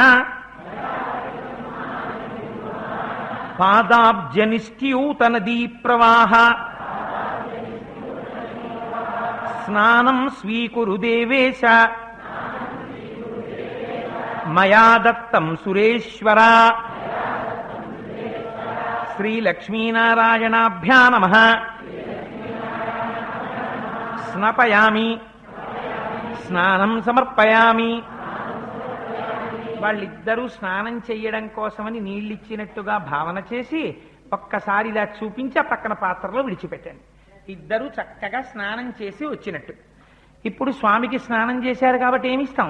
స్నానం చెయ్యగానే వస్త్రయుగ్మం ఇస్తాం. అందుకని మీ దగ్గర ఉన్నటువంటి ఆ యజ్ఞోపవీతం వస్త్రంలో ఇందాక గోపాలకృష్ణ గారు చూపించారే, ఇదిగో ఇది వస్త్రయుగ్మం. దీన్ని మీ చేత్తో పట్టుకోండి. పొడుగుది కాకుండా ఇలా ముద్దగా ఉన్నది పట్టుకోండి. ఎప్పుడైనా మీరు పండగ వచ్చింది అనుకోండి, కొత్త బట్టలు కట్టుకుంటున్నారు అనుకోండి, చక్కగా కొత్త బట్టలన్నీ తీసుకొచ్చి వంశం వృద్ధి అవుతుంటుంది. ఇవాళ కూతురు ఉంటుంది, రేపు అల్లుడు వస్తాడు. కూతురు, అల్లుడు, మనవడు, మనవరాలు, కొడుకు, కోడలు, మనవడు, మనవరాలు, వియ్యాలవారు, వీళ్ళందరి బట్టలు తీసుకొచ్చి చక్కగా పళ్ళేల్లో అక్కడ పెట్టి ఇవన్నీ పసుపు రాసి ఇవన్నీ ముందు అమ్మవారికి అయ్యవారికి చూపించి వాళ్ళ ప్రసాదంగా తర్వాత పట్టుకెళ్ళి మీ ఇంటికి వచ్చిన వాళ్ళకి పెట్టుకోండి. మీ వంశంలో వాళ్ళకి వంశం వృద్ధి చెందుతుంది. రోజు ఇచ్చేటప్పుడు ఇలాంటి వస్త్రయుగ్మం సమర్పించండి. ఇప్పుడు స్వామి అమ్మ మీ ఇద్దరు చక్కగా వస్త్రాలు ధరించండి అని మనసులో భావన చేసి ఇలా వెయ్యకండి. ఇలా వేస్తే భిక్ష, ఇలా వేస్తే, ఇలా పోస్తే పితృవిధి, ఇలా వేస్తే ఈశ్వరార్చన. నీ హృదయం వైపుకి తిరిగి పడాలి భగవానుడికి. అందుకని ఇలా చూపించి అక్కడ విడిచిపెట్టండి. చూపించి విడిచిపెడితే అర్థమైంది కదా. ఇలా వేశారనుకోండి భిక్ష, హీనపక్షం. అందుకని ఇలా చూపించాలి. ఈశ్వరుడికి చూపించినప్పుడు ఇలా చూపించి వెయ్యండి. అలవాటు అయిపోతుంది కొన్నాళ్ళకి. ఆ వస్త్రయుగ్మాన్ని సమర్పించండి. వాళ్ళిద్దరూ చక్కటి కొత్త బట్టలు కట్టుకుని కూర్చున్నారు. ఇప్పుడు కూర్చున్న తరువాత బ్రహ్మ విష్ణు మహేశానాం నిర్మితం బ్రహ్మసూత్రకం గృహాణ భగవన్ విష్ణు సర్వేష్ట ఫలదో భవ యజ్ఞోపవీతం సమర్పయామి. చక్కగా మగవారు యజ్ఞోపవీతాన్ని చేత్తో పట్టుకోండి, ఆడవారు యజ్ఞోపవీతం పట్టుకున్నటువంటి భర్త యొక్క కుడి చెయ్యి పట్టుకోండి. అలా రోజు భర్త గారు పూజ చేయాలి, ఆ భర్తకి వండి పెట్టాలి, ఆ భర్త యొక్క చెయ్యి భార్య పట్టుకోవాలి. పట్టుకుని ఇద్దరూ ఆధ్యాత్మిక జీవనంలో పురోగతి చెంది ఆయన అలా పూజలు చేసేవాడైతే ఆయన చెయ్యి పట్టుకుని తన కూతురు ఉద్ధరింపబడాలని ఇస్తాడు కూతుర్ని. అందుకని అన్నిటికన్నా ముఖ్యం ఏమిటంటే ఇంట్లో పూజ చెయ్యాలి పురుషుడు పూజ చేస్తుంటే ఆ చెయ్యి పట్టుకుని భార్య ఉద్ధరింపబడాలి. అంతేకాని ఆ చెయ్య మిగిలిన పనులన్నింటికీ పనికొచ్చి పూజ చెయ్యని చెయ్యి అయితే ఆ పాణిగ్రహణం చేసి భార్య కూడా పొందవలసినంత పొందలేనిదైపోతుంది. అందుచేత పురుషుడు చెయ్యాలి, ఆ చేతికి పెట్టాలి భార్య. ఆ తర్వాత పట్టుకొచ్చి ఇడ్లీ పెడితే పూజ చేసిన చెయ్యి తింటే ఆవిడ ఇడ్లీ చేసినందుకు ఫలితం. లేచిన దగ్గర నుంచి గంటల 36 పేజీల పేపర్ చివరి నుంచి ప్రింటెడ్ అండ్ పబ్లిష్డ్ వరకు చదువుకోవడం తప్పని నేను అనలేను, కానీ అంత అది గొప్ప విధి మాత్రం కాదు. అందుకని ఎక్కువ సమయం పూజకి కేటాయించాలి. చేత చక్క భార్య ఆయన కుడి చేయి పట్టుకోండి, ఆ వస్త్ర ఆయనకి యజ్ఞోపవీతం సమర్పించండి. స్వామి ఒక్కసారి ఉత్తరీయం తీసి పక్కన పెట్టేసి ఆ యజ్ఞోపవీతం వేసుకుని, అమ్మవారు మెళ్ళో యజ్ఞోపవీతం వేసుకుని ఇద్దరు కూర్చున్నట్టుగా భావించండి. ఇప్పుడు శ్రీఖండం చందనం దివ్యం గంధాఢ్యం సుమనోహర విలేపనం సురశ్రేష్ఠ ప్రీత్యర్థం ప్రతిగృహ్యతాం. ఇప్పుడు చక్కగా మీ దగ్గరున్నటువంటి గంధం ఒక్కటి బాగా జ్ఞాపకం పెట్టుకోండి. ఎప్పుడో అవసరం అయితే తప్ప గంధపు గుండలు వాడడం అలవాటు మానేసేయండి. ప్రతి వారు కూడా గంధానికి ఉన్న గొప్పతనం ఏమిటో తెలుసా అండి? అది శాస్త్రమునందుండేటటువంటి మమకారమును తీసేస్తుంది. లేకపోతే కొన్నాళ్ళకి ఏమైపోతుందంటే వెర్రి ముదిరిపోయి ఇంకా చదవాలి ఇంకా చదవాలి ఇంకా చదవాలని చదవడం మొదలెడతాడు. చదవడం తప్పని నేను అంటలేదు, కానీ భగవద్ విషయంలో ఏమైపోతుందంటే విపరీతంగా చదవాలన్న కోరిక కూడా భగవంతుణ్ణి చేరుకోవడానికి ప్రతిబంధకం అయిపోతుంది. అందుకే శాస్త్రవాసన అన్నారు దాన్ని. అందుకని కొన్నాళ్ళు అయిపోయిన తర్వాత ఏం చేయాలంటే ప్రయత్నపూర్వకంగా మౌనంతో తాను ఎక్కువగా భగవత్ స్వరూపాన్ని ధ్యానం చేస్తూ మానస పూజ చేస్తూ తను రమించిపోయే స్థితికి వెళ్ళిపోవాలి. ఇంకా ఎందుకనంటే చదవగలిగినటువంటి శక్తి ఇంద్రియానికి తగ్గవచ్చు. ఒకానొక నాడు ఎక్కువ చదివితే కళ్ళు సహకరించకపోవచ్చు, చదివింది మనస్సు గ్రహించలేకపోవచ్చు. కానీ మనస్సు తనంత తాను ఈశ్వరుణ్ణి చేరిపోయింది అనుకోండి, ఎప్పుడు దాన్ని స్మరిస్తూ ఉండిపోతుంది. అందుకని శాస్త్రం ప్రతిబంధకమైపోతుంది ఒకనాడు. అందుకని చందనం రోజు సమర్పిస్తే మీకు శాస్త్రవాసన పోతుంది. మీకు తెలియకుండానే భగవంతుణ్ణి మనస్సులో బాగా స్మరించగలిగిన శక్తి పెరుగుతుంది. ఒక్కొక్కరు చూడండి, ఒక్కొక్క మాట అంటారు దేవాలయాలకు వెళ్ళినప్పుడు, ఎంత గొప్ప మాట అన్నాడు రా ఈయన అనిపిస్తుంది. అటువంటి దృష్టికోణం ఏర్పడుతుంది మనకి. అందుకని చందనం అన్నది ప్రతి ఇంట్లో కూడా గంధపు చెక్క, గంధాన్ని ఎరగదీసే సాన ఉండాలి. మీరు గంధం తీయడంలో గొప్పతనం ఏమిటో తెలుసా అండి? గొప్ప పుణ్యం ఎక్కడొస్తుందంటే మీకు తెలియకుండా ఆ గంధం సాన మీద నీళ్లు పోసి మీరు గంధం అరగదీస్తుంటే కాయిక కైంకర్యం అయిపోతుంది. మీకు తెలియకుండానే మీ శరీరాన్ని ఈశ్వరుడి సేవ కోసం మీరు వినియోగించారు. గంధం అరగదీశారు కదా. ఇప్పుడు మీరు శాస్త్రం పాటిస్తారు. ఎలాగంటే గంధపు సానమించి తీసిన గంధాన్ని భగవంతుడికి కాదు, ఎవ్వరికీ ఇవ్వకూడదు.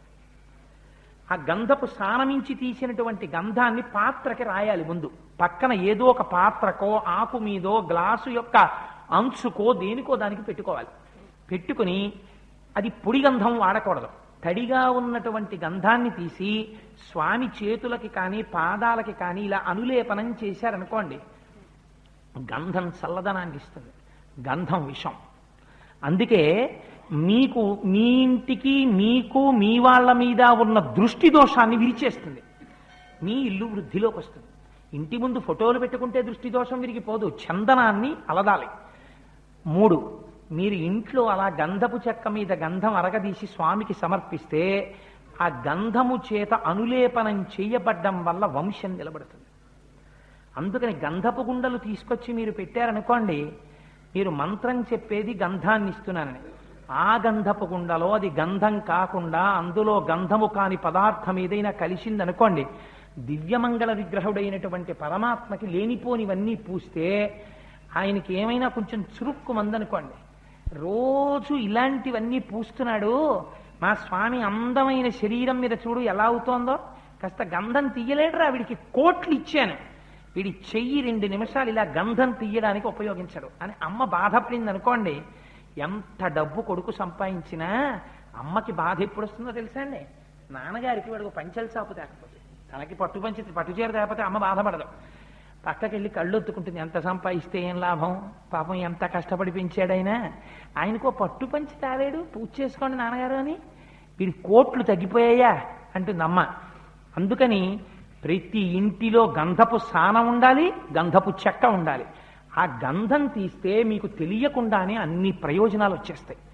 తీసి అప్పుడే గంధాన్ని అలదాలి. అందుకని నా మీద కోపం పెట్టుకోకండి, వీడన్నీ ఇలాంటి మాటలు చెప్తాడని. అందుకని గంధం డబ్బాలు బజార్లలో కొనడం తగ్గించి, ఎప్పుడో మరీ చాలా తప్పనిసరి పరిస్థితులైతే గంధం వాడండి. అలాంటిది తప్ప సాధ్యమైనంత వరకు ఏ రోజు గంధం ఆ రోజు తీయాలి. పైగా అందులోకి మీ కంటికి కనపడనటువంటి సూక్ష్మమైన పురుగు పట్టేస్తుంది. మీరు తెలియకుండా చూసుకోలేదనుకోండి, కళ్ళజోడు పెట్టుకోకుండా అది కొంచెం పోసేసి అందులో నీళ్లు వేసారనుకోండి, అది తీసుకెళ్లి స్వామికి రాసేస్తాం. ఏ రోజు గంధం ఆ రోజు తీశారనుకోండి, అది విషహారిణి, విషాన్ని కూడా విరిచేస్తుంది.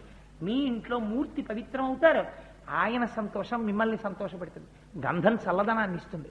మీరు అప్పుడే తీసిన గంధం రాశారనుకోండి, చల్లగా ఉంటుంది. మాకు చిన్నతనంలో పేత వచ్చేస్తే ఒళ్ళంతాను తట్లు కింద మా చిన్నతనంలో గంధం తీసి అది ఓ పాత్రకి రాసి ఆ గంధం రాసేవారు. చల్లగా ఉంటుంది. రాని ఒళ్ళంతా గంధం అట్టలు కట్టేస్తే అంతే, మళ్ళీ ఆడుకోవడానికి వెళ్ళిపోయేవాళ్ళం. ఎంత చల్లగా ఉండేదో. అందుకని ఆ గంధం చల్లతనాన్ని ఇస్తుంది. గంధంతో అల్లబడిన పరమాత్మ చల్లగా ఉంటే మన ఇల్లు చల్లగా ఉంటుంది. అందుచేత చక్కగా ఇప్పుడు ఆ గంధం కొంచెం తీసి సంతోషంగా ఆయన ఇలా, అది చదవడం రాయడం పెద్ద టైం కాదండి, భావన ముఖ్యం. ఒక్కసారి ఆ పూజ అంతా కలిపి 20 నిమిషాలు, అంతకన్నా దాటడం నేను ఇష్టపడక అలాగే రాశాను. అందుకని ఆ గంధం తీసి చక్కగా ఈ వేలుతో లేకపోతే ఈ వేలుతో స్వామికి అలా ఆయన పాదాల మీద ఆయన చేతుల మీద కొద్దిగా గంధాన్ని ఇలా సమర్పించండి. అలా సమర్పించేటటువంటి భర్త గారి చేతిని పూజ్య భావనతో ఆయన కుడి చేతిని పట్టుకోండి ఆడవారు. అందుకు తర్వాత హిరణ్యహారకేయూర గ్రైవేయ మణికంకణై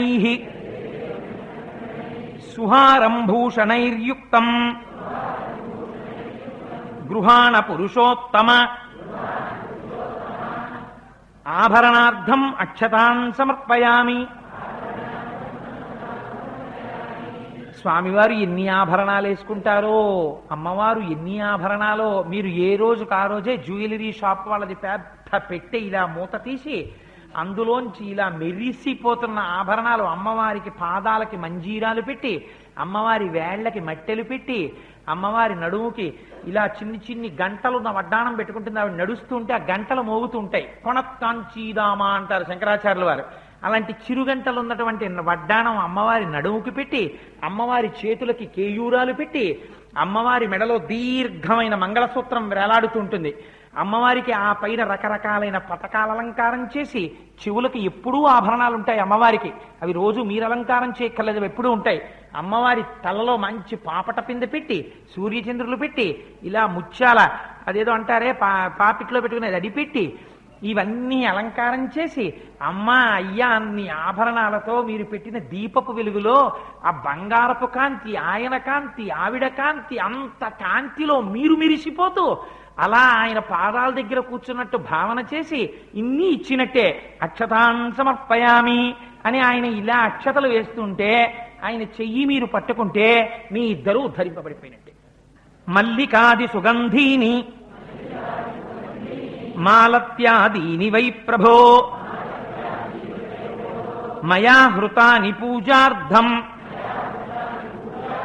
పుష్పాణి ప్రతిగృహ్యతాం పుష్పాణి సమర్పయామి. మీరు ఒక ఆదివారం నాడు పూజ చేసుకుంటున్నారనుకోండి, ఇక్కడ మీరు ఉమామహేశ్వర పూజ చేస్తుంటే అమ్మవారి నామాలు పరమశివుడి నామాలు చెప్పుకోవచ్చు. మీరు ఒక ఆదివారం చేస్తుంటే లక్ష్మీ అష్టోత్తరం విష్ణు అష్టోత్తరం చెప్పుకోవచ్చు, లేదా లక్ష్మీ సహస్రం విష్ణు సహస్రం చెప్పుకోవచ్చు, లేదా విష్ణు సహస్రం ఒకటి చెప్పుకోవచ్చు. మీరు విశేష పూజ చేసినప్పుడు మీ టైంని బట్టి ఇక్కడ నామాలు మార్చుకుంటారు, పెంచేసుకుంటారు. అధాంగ పూజ మాత్రం ప్రతిరోజు చెయ్యండి, అది మానస పూజకు అలవాటు పడుతుంది. రోజు మూర్తి వంక చూస్తూ చెయ్యండి. కొన్నాళ్ళు పోయిన తర్వాత అధాంగ పూజ చేసేటప్పుడు మీకు ఒక పెద్ద సీక్రెట్ చెప్పేస్తాను నేను. మీరు పెట్టిన దీపం వంక ఒక్క క్షణం మీరు అలా తదేకంగా చూసి కళ్ళు ముయ్యండి. మీ ప్రయత్నం లేకుండా ఇలా ఇలా కదులుతున్న దీపం మీ కళ్ళల్లో కనపడుతుంది. చెయ్యండి, కావాలంటే చూడండి. ఒక్కసారి దీపం వంక అలా తదేకంగా చూసి ఠక్కని కందెప్పలు ముయ్యండి. మీకు తెలియకుండానే మీ కళ్ళల్లోకి దీపం కనపడుతోందా లేదా? కనపడుతుంది. మీరు అలాగే మీ ఎదురుగుండా ఉన్న మూర్తి వంక ఇప్పుడు తదేకంగా ఒకసారి కింద నుంచి పైకి చూడండి. బాగా లోపల ధారణ చెయ్యండి. చేసి ఇప్పుడు ఎక్కడెక్కడ మీరు పూజ చేస్తున్నారనుకుంటున్నారో ఆ నామం చెప్పి చేతిలో పువ్వు పట్టుకుని ఒక నిమిషం ఆగండి, కంగారు పడిపోకండి. ఓం కేశవాయ నమః. అయ్యవారి అమ్మవారి పాదాల వంక చూడండి. పాదౌ పూజయామి మీకు బాగా అలవాటు పడాలి. స్వామి పాదాలు ఎలా ఉంటాయో ఇలా కాని పాదం ఎత్తాడా రేఖామయధ్వజ సుధాకలశాత పత్ర వజ్రాంకుశాంబురుహ కల్పక శంఖ చక్రై, ఆ పాదాల కింద ఉన్న ముద్రలు ఇలా కాని పాదపీఠం మీద పెట్టాడా ఆ లత్తుక అలదబడి గంధం రాసిన పాదాలు, దాని మీద ఋషులు పూజ చేసినటువంటి పువ్వులు, తెల్లటి గోళ్ళు, స్వామివారి నల్లటి పాదాలు, అమ్మ ఎర్రటి పాదాలు, వాటి నిండా పసుపు రాసి లత్తుక పెట్టి కుంకుమార్చన చేయబడినటువంటి ఆ పాదాలు, వాటి మీద మీరు ఇలా శిరసు తాటిస్తే మీ నుదుటి కంటుకోవాలి ఆ గంధం కుంకం. మానస పూజలో మీకు కుంకం డబ్బాలో పొరపాటున మీరు జారిలా పడ్డారనుకోండి, వెంటనే మీకు తెలుస్తుంది ఇక్కడ కుంకం అంటుకుందని. అలా మీరు ఆ పాదాలకి తగలగానే నాకు ఇక్కడ అంటుకుందన్న భావన మీకు రావాలంటే అంతగా మీరు స్మరించాలి లోపల. అందుకని పాదౌ పూజయామి. ఇప్పుడు ఒక పువ్వు వేయండి ఆ పాదాల వంక చూసి. ఇప్పుడు మళ్ళీ చేత్తో పట్టుకోండి. ఓం గోవిందాయ నమః. గుల్భౌ పూజయామి. ఆ చీలమండ దగ్గర వెయ్యండి. ఒక్కసారి ఆ చీలమండని దర్శనం చెయ్యండి. ఓం ఇందిరాపతయే నమః. జంఘే పూజయామి. జంఘ అంటే ఇక్కడ ఈ ప్రాంతంలో ఎత్తుగా ఉన్నటువంటి బలిష్టమైనటువంటి స్వరూపాన్ని చూసి, అమ్మా ఈ కాళ్ళు కదమ్మా నన్ను పెంచి పెద్ద చేసి పోషిస్తున్న పాదాలు, అయ్యా ఇవి కదా నన్ను సర్వకాలముల యందు రక్షిస్తున్నవి అని ఆ జింఘే పూజయామి ఒక పువ్వు సమర్పించండి. ఓం అనఘాయ నమః. జానునీ పూజయామి. పచ్చటి పట్టుపుట్టం కట్టుకున్న స్వామి మోకాళ్ళు కనపడుతుంటే మోకాళ్ళు అమ్మ కట్టుకున్న చీరలోంచి అమ్మ మోకాళ్ళ మీద వేస్తున్నాను అని భావన చేసి అక్కడ చూసి ఒక పువ్వు వేయండి. వేశారా? ఓం జనార్దనాయ నమః. ఊరు పూజయామి. తొడల మీద ఓం నారాయణాయ నమః. కటిం పూజయామి. ఇద్దరి నడుము మీద పడాలి. ఓం కుక్షిస్తాఖిల భువనాయ నమః. ఉదరం పూజయామి. కడుపు మీద పడాలి. ఓం లక్ష్మీ వక్షస్థలాలయాయ నమః. వక్షస్థలం పూజయామి. గుండెల మీద ఓం శంఖ చక్ర గదా శార్ంగ పాణయే నమః. బాహూన్ పూజయామి. అమ్మవారి చేతుల మీద అయ్యవారి చేతుల మీద పడాలి పువ్వులు. ఓం కంభుకంఠాయ నమః. కంఠం పూజయామి. ఇక్కడ మీకు తాదాత్మ్యత కలిగిందనుకోండి, అలా అయ్యవారి కంఠం అమ్మవారి కంఠం 3 గీతలతో కనపడ్డాయి అనుకోండి, కొద్దిగా గంధం తీసి అయ్యవారి కంఠానికి అమ్మవారి కంఠానికి కొంచెం గంధం రాయండి. ఆ మెత్తటి కంఠాలకి మీ వేలు తగిలినట్టుగా భావన చేసి కొద్దిగా ఆ గంధం రాయండి. అదే మిమ్మల్ని రక్షిస్తుందంతే. కొద్దిగా కంఠం అది అమ్మవారు కదా జగజ్జనని, ఆవిడొచ్చి కూర్చునుంది. మీకు ఇచ్చిన కుంకంలో కొద్దిగా కుంకం తీసి అమ్మ కంఠానికి ఇలానండి, దోషమే ఉంది. సుమంగళి కూర్చుంటే ఒళ్ళంతా ఎక్కడ చూసినా కుంకమే. కొద్దిగా కంఠం రాయండి, అమ్మ కంఠానికి పొంగిపోతుంది. ఓం పూర్ణేందుని భవక్త్రాయ నమః. వక్త్రం పూజయామి. వాక్కు వచ్చే స్థానం వక్త్రం అంటారు చంద్రశేఖర పరమాచార్య స్వామి. నోరు. ఇద్దరు అలా ఉంటే దంతములు కనపడవు. ముందు దంతములు కనపడకుండా ప్రసన్నంగా ఇలా కూర్చున్న మూర్తుల్ని అప్పుడు వాళ్ళ నోటి మీద పడ్డట్టుగా భావించి ఒక పువ్వు వేయండి. ఓం కుంద కుట్మల దంతాయ నమః. దంతాన్ పూజయామి. చూశారా, మీరు ఇక్కడే మూర్తి పూజలోంచి మానస పూజలోకి వెళ్ళిపోతున్నారు. ఎందుకని? ఇప్పుడు ఏమైంది? దంతాలు కనబడుతున్నాయి అంటే ఏమైంది? ఇద్దరు నవ్వారు, చిన్న నవ్వు నవ్వారు చూసి, అబ్బో ఎంత బాగా పూజ చేస్తున్నావురా అని. ఆ చిన్న నవ్వు నవ్వేటప్పటికీ దంతములు కనపడ్డాయి. అమ్మా నీ దంత దర్శనం అయితే తల్లి ఎంత అదృష్టం అనుకుని ఇద్దరి దంతముల మీద పడేటట్టుగా మెల్లగా ఓ పువ్వు వెయ్యండి. దంతాన్ పూజయామి. ఓం నాసాగ్రమౌక్తికాయ నమః. నాసికాం పూజయామి. కృష్ణుడు లక్ష్మీదేవి, లలితాపరా భట్టారిక వీళ్ళందరూ ఊపిరి తీసి వదులుతుంటే ఎడమ ముక్కు రంధ్రంలోంచి ఒక తెల్లటి ముత్యం ఒకటి బయటికి వచ్చి వెడుతూ ఉంటుంది. నేను సౌందర్యలహరి చెప్పినప్పుడు చెప్పాను దాని రహస్యాన్ని, మీకు జ్ఞాపకం ఉండుంటుంది. ఇప్పుడు నేను అది చెప్పను, ఎందుకంటే అది ఇప్పుడు నా సౌందర్యలహరిలో వెళ్ళిపోతే లేనిపోని గొడవ.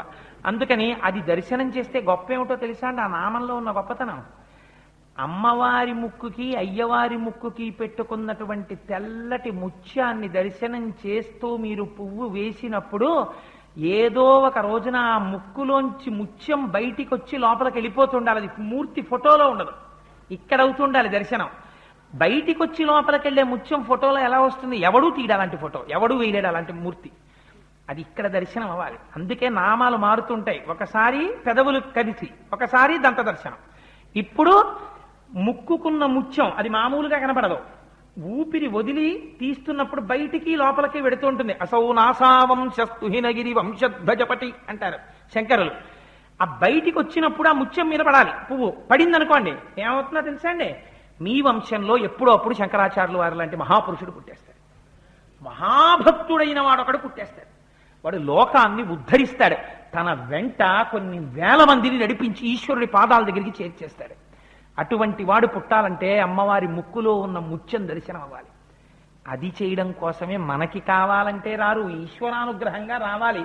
ఇంట్లో పెద్దల పూజలు బట్టే పిల్లలు ఉంటారు. అందుకే చేసుకున్న వ్రతాన్ని బట్టి భర్త వస్తాడు, చేసుకున్న పూజలు దానాల్ని బట్టి బిడ్డలు వస్తారు. సో అందుచేత ఓం నాసాగ్రమౌక్తికాయ నమః నాసికాం పూజయామి. ఆ ముక్కులోంచి వస్తున్న ముత్యం చూసి ఒక పువ్వు సమర్పించండి. ఓం సూర్య చంద్రాగ్నిధారిణే నమః నేత్రే పూజయామి. సూర్య చంద్ర అగ్నులు స్వామి నీ నేత్రములు అని భావన చేసి కంటికి దెబ్బ తగలకూడదు, చాలా జాగ్రత్తగా కనురెప్ప మించి తగిలి తగలకుండా కింద పడిపోయేటట్టుగా ఓ పువ్వు వేయండి. స్వామి కనురెప్పకి తగలకూడదు, ఆ ముందు వేస్తే అది ఇలా జారి కింద పడిపోవాలి అంతే. అలా భావన చేసి చక్కగా ఒక పువ్వు విడిచిపెట్టండి. అమ్మ కళ్ళ ముందు నుంచి అయ్య కళ్ళ ముందు నుంచి పడాలి. నేను I tell you one thing very frankly, అక్కడ నామం చెప్పి మీరు చేస్తే ఏమొస్తుందండి? అది కాదు, మీరు చెయ్యగా మీకు అనుమానం రావాలి. అలా ఎలా వేస్తామండి? నేత్రే పూజయామి అంటే ఇలా వేసామనుకోండి, కంటికి దెబ్బ తగలదా? స్వామి అబ్బా ఇలా కళ్ళు మూసుకోరా, పెళ్లి కొడుక్కి పెళ్లి కూతురికి అక్షతలు వేస్తేనే ఇలా పెట్టేస్తారు కదా, అలాంటిది ఇలా పువ్వు కంటి మీదకి వేస్తే కనురెప్ప ముయ్యరా? కనురెప్ప మూస్తే లోకాలు లయమైపోతాయి కదా, అది పాపం కాదా అని. అంటే దాని అర్థం ఏమిటి? ఇంత భావన నిజంగా పూజలో మీకు కలిగితే మీరు ఎలా వేస్తారు పువ్వు? స్వామి కంటి దగ్గరికి వెళ్ళి ఒక్కసారి అలా కంటికి చూపించి దూరంగా ఇలా వదిలేస్తారు. ఆయన కంటికి మీరంత దగ్గరగా వెళ్ళి ఆయన కళ్ళల్లో, అమ్మ కళ్ళల్లో కళ్ళు పెట్టి చూశారనుకోండి జీవితంలో ఒక్కసారి, అమ్మవారి నల్లటి కళ్ళు వాత్సల్య స్వరూపాలు, అయ్యవారి కళ్ళు పరిపాలనాంశలో ఉంటాయి, గొప్ప రక్షకత్వం. ఆ రెండు నేత్రముల జంటని మీరు చూసి పొంగిపోయి మనసులో ఇలా రెండు పువ్వులు విడిచిపెట్టారనుకోండి, ఏమో ఎప్పుడో మీకు తెలియకుండా మీరు అక్కడ ధ్యానంలో ఆగిపోవచ్చు, గొప్ప ధ్యాన దృష్టి కలగచ్చు, అది మిమ్మల్ని ఉద్ధరించేస్తుంది. అందుకే అధాంగ పూజ చేసేటప్పుడు ఏ అవయవం మీద పడుతున్నట్టుగా మీరు దర్శనం చేసినా ఆ పులకింత మిమ్మల్ని కాపాడుతుంటుంది. అది క్రమంగా ఏమైపోతుందంటే మీకు ఏం అక్కర్లేదు, టైము బోర్ అన్న మాట ఉండదు. మీకు రైల్లో ఉండండి, బస్సులో ఉండండి, ఖాళీగా ఉండండి, మాట్లాడుతుండండి, ఏం చేస్తుండండి, ఏవో భావాలు వస్తుంటాయి. ఎందుకంటే ఈ అధాంగ పూజ అటువైపు అలవాటు అవుతుంది. ఏదో చేస్తాడు, ఏదో భావన కలుగుతుంది, ఏదో పులకింత, ఏదో సంతోషం, పైకి అందరితో ఉన్నట్టుంటాడు, లోపల భావన వేరు, అది మిమ్మల్ని రక్షించేస్తుంటుంది. సో ఓం సహస్రశిరసే నమః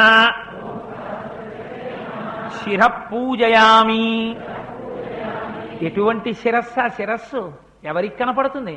అలాంటిది పెద్ద కిరీటం పెట్టుకుని ఉన్నటువంటి ఆ స్వామి యొక్క శిరస్సు మీద మీరు ఇలా పువ్వు వేస్తే, మీరు వేసినటువంటి ఆ మల్లె పువ్వు వెళ్ళి ఇక్కడ స్వామి శిల మీద పడితే, ఆ మల్లెపూలతో ఉన్నారనుకోండి, మళ్ళీ రేపు పొద్దున్న మీరు జాగ్రత్తగా తీసేసే వరకు ఆ మల్లెపూలు అలాగే ఉంటాయి కొప్పులో. ఎంత అదృష్టం! ఈ జీవితం పండిపోలా? అలా పడ్డాయని భావించుకుని వెయ్యండి. ఇంతంత కుంతలములు ఆయనకి, అమ్మది పెద్ద కబరీబంధం, అలా పడినట్టుగా భావించి పైకి ఓ 4 మల్లె పువ్వులు వేసినట్టు భావించి ఆ శిరస్సు మీద వేయండి. ఇప్పుడు మూర్తి కావాలి మీకు ఎదురుగుండా. లోపల భావన చేయడం అలవాటైపోతే ఇలా వేసేస్తుంటారు, పడిపోతుంటాయి, తీసేస్తుంటారు, రకరకాలు కనపడుతుంటాయి, సంతోషపడిపోతుంటారు, అంతే మానస పూజలోకి వెళ్ళిపోతుంది. సో అందుకని ఓం సహస్ర శిరసే నమః శిర పూజయామి, ఓం శ్రీ లక్ష్మీనారాయణాయ నమః సర్వాణ్యంగాని పూజయామి. అన్ని అవయవాల మీద పడేటట్టుగా చేతితో ఇన్ని పువ్వులు తీసుకుని అలా స్వామి మీద పుష్పాభిషేకం కింద వెయ్యండి. తలంబ్రాలు మళ్ళీ పోసుకోండి, ఫోటో తీస్తాను ఇలా గింజలు పడుతున్నట్టు అంటాడే అలా అన్ని పువ్వుల మధ్యలోంచి పడుతుంటే పూల తెరలా ఉన్న లోపల ఉన్న స్వామి యొక్క మూర్తుల్ని మనసులో దర్శనం చేయండి. ఆ పువ్వులు అలా విడిచిపెట్టండి చక్కగా.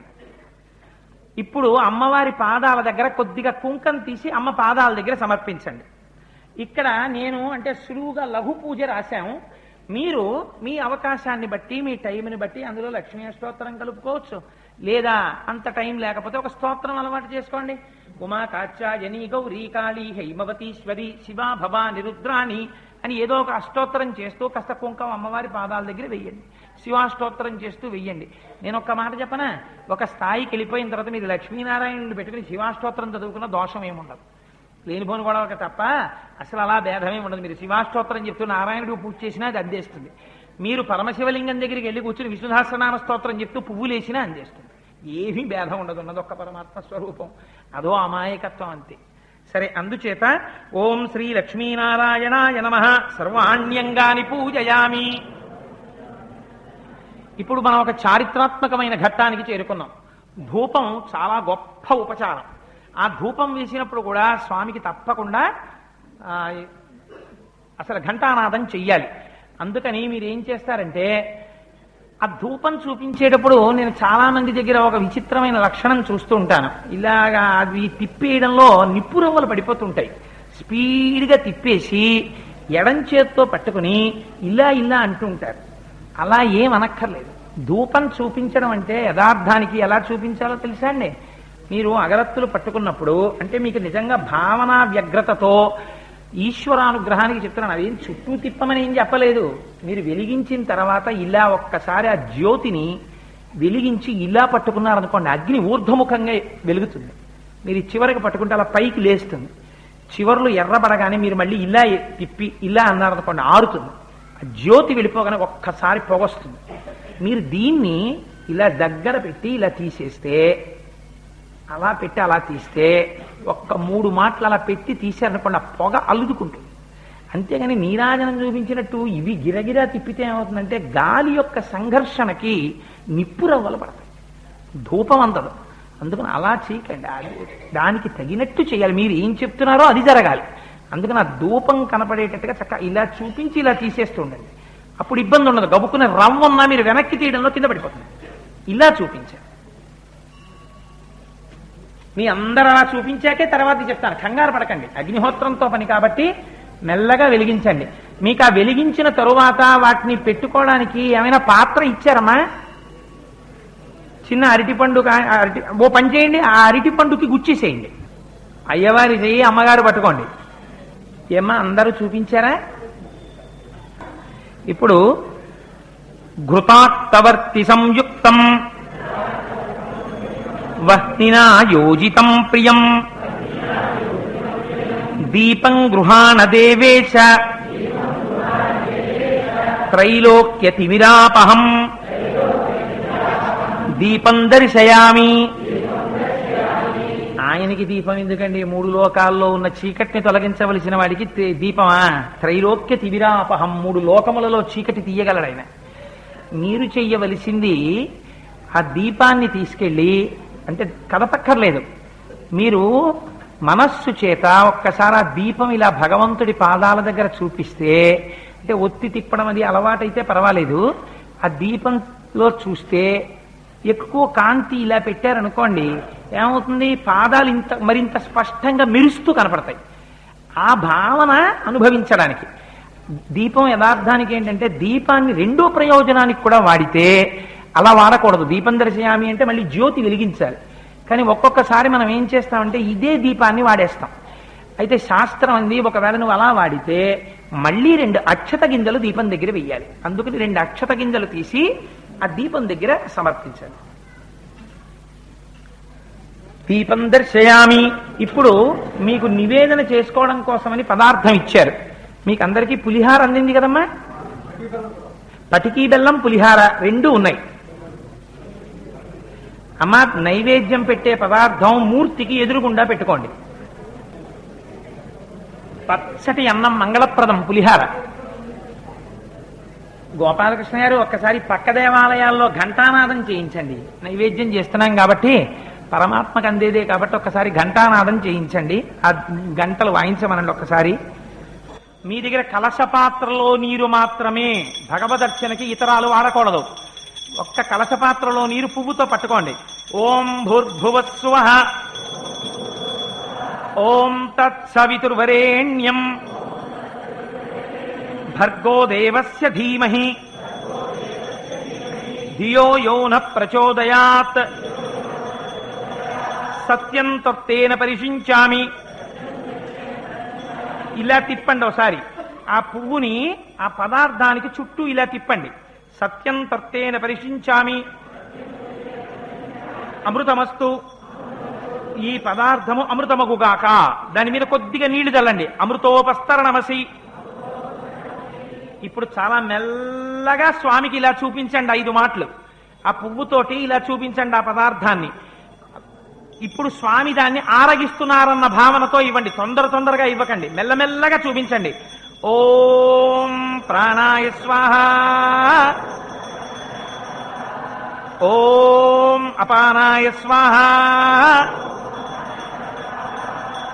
ఓం యానాయ స్వాహ. ఓం ఉదానాయ స్వాహ. ఓం సమానాయ స్వాహ. ఓం బ్రహ్మణే స్వాహ. శ్రీ లక్ష్మీనారాయణ స్వామినే నమః. అవసర నైవేద్యం సమర్పయామి. మధ్యే మధ్యే పానీయం సమర్పయామి. ఇలా చూపించి అక్కడ పాత్రలో ఇలా విడిచిపెట్టండి చుక్క. స్వామి తొందరగా తినకండి, మధ్య మధ్యలో కొంచెం నీళ్లు తాగండి, అప్పుడు మీకు వెక్కిళ్ళు రాకుండా ఉంటాయి అని ఆ మధ్యే మధ్యే పానీయం సమర్పయామి.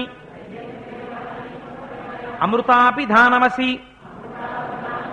ఉత్తరాపోషణం సమర్పయామి.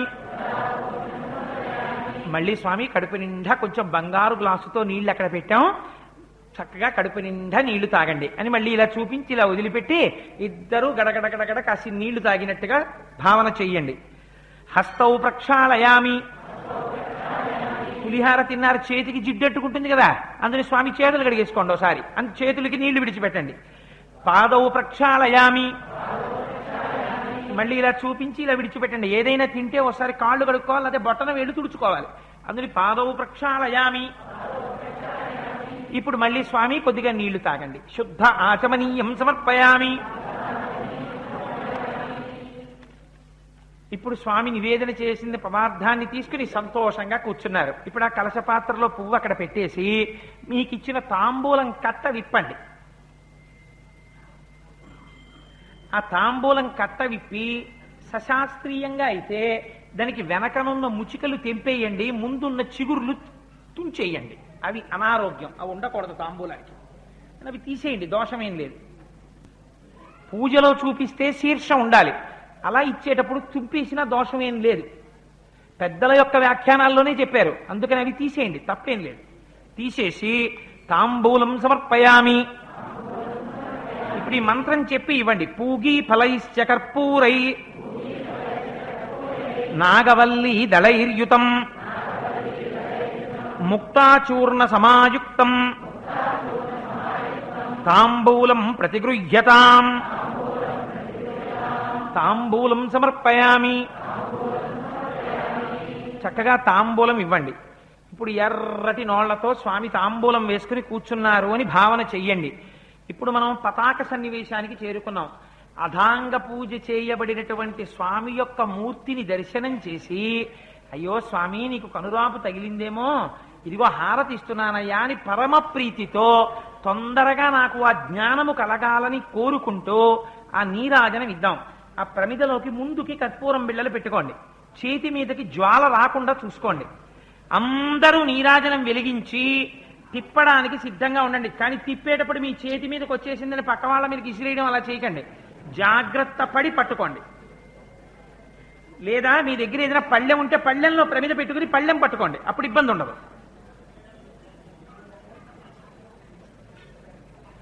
అందరూ వెలిగించండి అమ్మా. అదిగో దేవాలయంలో కూడా నాదం జరుగుతోంది, మేడం. అందరూ వెలిగించారా? ఇప్పుడు అందరూ కళ్ళున స్వామి దేవాలయం పరవశించిపోయేటట్టు చెప్పి 3 మార్లు మెల్లగా తిప్పండి.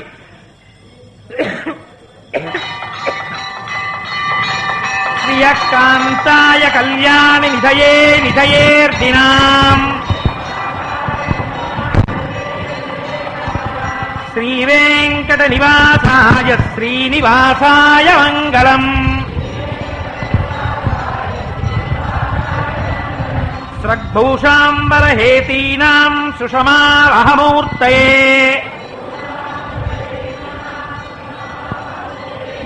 సర్వార్తిశమనాయాస్తు వెంకటేశాయ మంగళం. మంగళం కోసలేంద్రాయ మహనీయ గుణాత్మనే చక్రవర్తి తనూజాయ సార్వభౌమాయ మంగళం. అందరూ ఆ నీరాజన పాత్రల్ని కింద పెట్టేసేయండి. ఎంత అందంగా ఉందో తెలుసా అండి? ఈ వేదిక మించి కూర్చొని చూస్తుంటే, అంతమంది నీరాజనం ఇస్తుంటే కన్నుల పండుగగా ఉంది నిజంగానే. ఇదే నిజంగా చీకటి పడ్డాకైతే అసలు నిజంగా ఎలా ఉండేదో, జాజ్వల్యమానంగా ఉండేదన్నమాట. శ్రీ లక్ష్మీనారాయణాభ్యా నమః. నీరాజనానంతరం శుద్ధ ఆచమనీయం సమర్పయామి. స్వామి కొద్దిగా కడుపు నిండా మళ్ళీ నీళ్లు తాగండి, నీరాజనం జ్వాల చూపించాం కదా అని మళ్ళీ కొద్దిగా నీళ్ళు ఇవ్వండి. ఇప్పుడు ఇక్కడ మంత్రపుష్పం అలవాటు ఉన్న వాళ్ళు లేచి నిలబడి మంత్రపుష్పం చెప్పుకోవచ్చు. నిత్య పూజ చేసేటప్పుడు నేను ముందే చెప్పాను కదా, బర్డెన్ అయిపోయి కంగారు పడిపోయి ఏదో గడగడ చదివేసి అదే అలవాటైపోయి స్వరం తప్పిపోయి పాడు చేసేసే కన్నా చక్కగా లఘువుగా అందంగా చెప్పుకోవాలంటే ఓం నారాయణాయ విద్మహే వాసుదేవాయ ధీమహి తన్నో విష్ణు ప్రచోదయాత్ మహాదేవ్యై చ విద్మహే విష్ణుపత్న్యై చ ధీమహి తన్నో లక్ష్మీ ప్రచోదయాత్. దొరగారు ఎక్కడ కూర్చున్నారు? దొరగారు సంతోషంగా కూర్చేశారా? తన్నో లక్ష్మీ ప్రచోదయాత్. ఇప్పుడు స్వామి నేను ఒకవేళ చదవడంలో శ్లోకాలు తప్పు చెప్పి ఉండొచ్చు, నాకు భావన ఎక్కడైనా పాడై ఉండొచ్చు, ఒకవేళ నా మనస్సు సరిగ్గా నిలబడకపోయి ఉండొచ్చు, చెయ్యి తిప్పడంలో నీ మీద పొరపాటున నేను ఇలా ఇచ్చి ఉండొచ్చు, నా వల్ల ఏ దోషమైనా జరిగి ఉండొచ్చు, ఎన్ని రకాల దోషాలో జరిగి ఉండొచ్చు. కానీ నువ్వు దయాసముద్రుడివి, కరుణాపయోనిధి కదా. నేను ఏమీ తెలియని వాణ్ణి వచ్చి ఏదో నీ ఆరాధన చేద్దామని కూర్చున్నాను, నేర్చుకుందామని వచ్చాను. పూర్ణమైనట్టుగా నువ్వు నన్ను కటాక్షించు. నీవు అనుగ్రహించిన నాడు నువ్వు చేసిన పూజకి 100కి 100 మార్కులు వేసేశాను అని చెప్తే నిన్ను అడగగలిగిన వాడెవడున్నాడు తండ్రి? నీ కరుణ ప్రసరించిందా నా పూజ పూర్తవుతుంది. నేను చేస్తే పూర్తవదు, నువ్వు అనుగ్రహిస్తే పూర్తవుతుంది.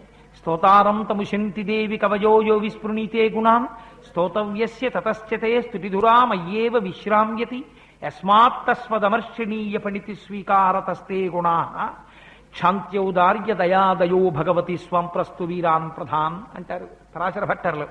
అమ్మా బ్రహ్మ మొదలైనటువంటి వారు నిన్ను స్తోత్రం చెయ్యలేరు, నేను స్తోత్రం చేయడమా? నేను స్తోత్రం చేస్తే నువ్వు స్తుతింపబడలేదు. అయ్యో పిల్లవాడు నా గురించి ఏదో చెప్పాలనుకుంటున్నాడని నువ్వు నా వాక్కును స్వీకరించావు, అందుచేత నా వాక్కుకి సార్థక్యత ఏర్పడింది. నువ్వు స్వీకరించడం చేత పూర్ణత్వం తప్ప నేను చెయ్యడం చేత పూర్ణత్వం ఎక్కడుందమ్మా? అందుకని స్వామి, నా అల్పజ్ఞత్వాన్ని, నాకు తెలియనితనాన్ని మన్నించి, నువ్వు తండ్రివి కాబట్టి, నేను బిడ్డణ్ణి కాబట్టి, నా ఆరాధన పరిపూర్ణమై నన్ను రక్షించి అనుగ్రహించు అని మంత్రహీనం క్రియాహీనం భక్తిహీనం జనార్దన యత్పూజితం మయా దేవ పరిపూర్ణం తదస్తుతే. స్వామి, ఏ పూజ నువ్వు నాలో శక్తిగా ఉండి చేయించావో దాని ఫలితాన్ని నీకే ధారపోసేస్తున్నాను. దీన్ని నేను చేశానన్న అహంకారము నా యందు నేను ఉంచుకోవట్లేదు. నువ్వే స్వీకరించి నన్ను రక్షించు చాలు, నువ్వు నాకు నియామకుడవై ఉండు అని అనయాధ్యాన ఆవాహనాది షోడశోపచార పూజ్యాచ భగవాన్ సర్వాత్మక శ్రీ లక్ష్మీనారాయణ సుప్రీతో వరదో భవతు. కొద్దిగా నీళ్లు తీసి ఆ కలశ పాత్రలోంచి ఒక పాత్రలోకి విడిచిపెట్టేసేయండి. ఉండండి, దంపతులు కూర్చున్నారు కనుక ఆడవారు అక్షతలు తీసి మగవారి చేతిలో, కుడి చేతిలో వేస్తే ఇలా ఇలా దులపకండి, ఇలా చెయ్యి పెట్టండి కొంచెం ఏటవాలుగా. ఆడవారు నీరు పోస్తారు, ఆ అక్షతలు మగవారి చేతిలో వేసి ఆడవారు వారి చేతిలోకి నీళ్లు పొయ్యండి. పోస్తే ఆ ధారతో పాటుగా అక్షతలు కింద పడిపోతాయి. ఒకవేళ కొద్దిగా మిగిలిపోయాయి అనుకోండి, ఇలా ఇలా దులపకండి, ఆ అక్షతలు ఉత్తరీయంతో ఒకసారి ఇలా తుడిచేసుకోండి. సుప్రీతో వరదో భవతు. వదిలిపెట్టేశారు కదమ్మా. ఒక్కరు ఉన్నవాళ్ళు ఎవరైనా ఉంటే మీ అంతటా మీరే అక్షతలు కుడి చేతిలో వేసుకుని ఎడం చేతిలో నీటి ధార పోసుకుని వదిలిపెట్టేసారు. ఇప్పుడు మీ పూజా మంటపంలో ఉన్నటువంటి పులిహార, పటికి బెల్లం, అరటి పండు వీటిని మీరు తీసుకోవచ్చు. కాకుండా అక్కడ ఉన్నటువంటి పూజా ద్రవ్యాలు అవన్నీ మీరు తీసుకెళ్ళిపోయేవే. భగవన్మూర్తి అన్నీ మీరు తీసుకెళ్ళిపోవచ్చు.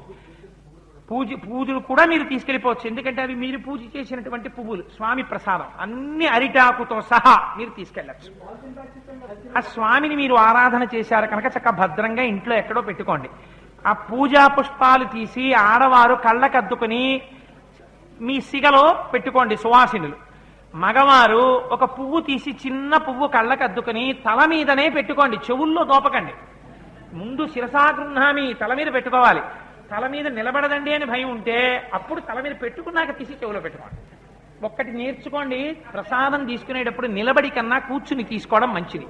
బయటికి వెళ్ళి చేయగడిగేసుకోవచ్చు, చక్కగా ఇక్కడ కూర్చుని చేశారు కాబట్టి మీరు, మీ భార్య గారు, మీ బిడ్డలకు ఎవరికైనా ఇంటికి పట్టుకెళ్లాలనుకుంటే కొంచెం ఉంచుకోండి.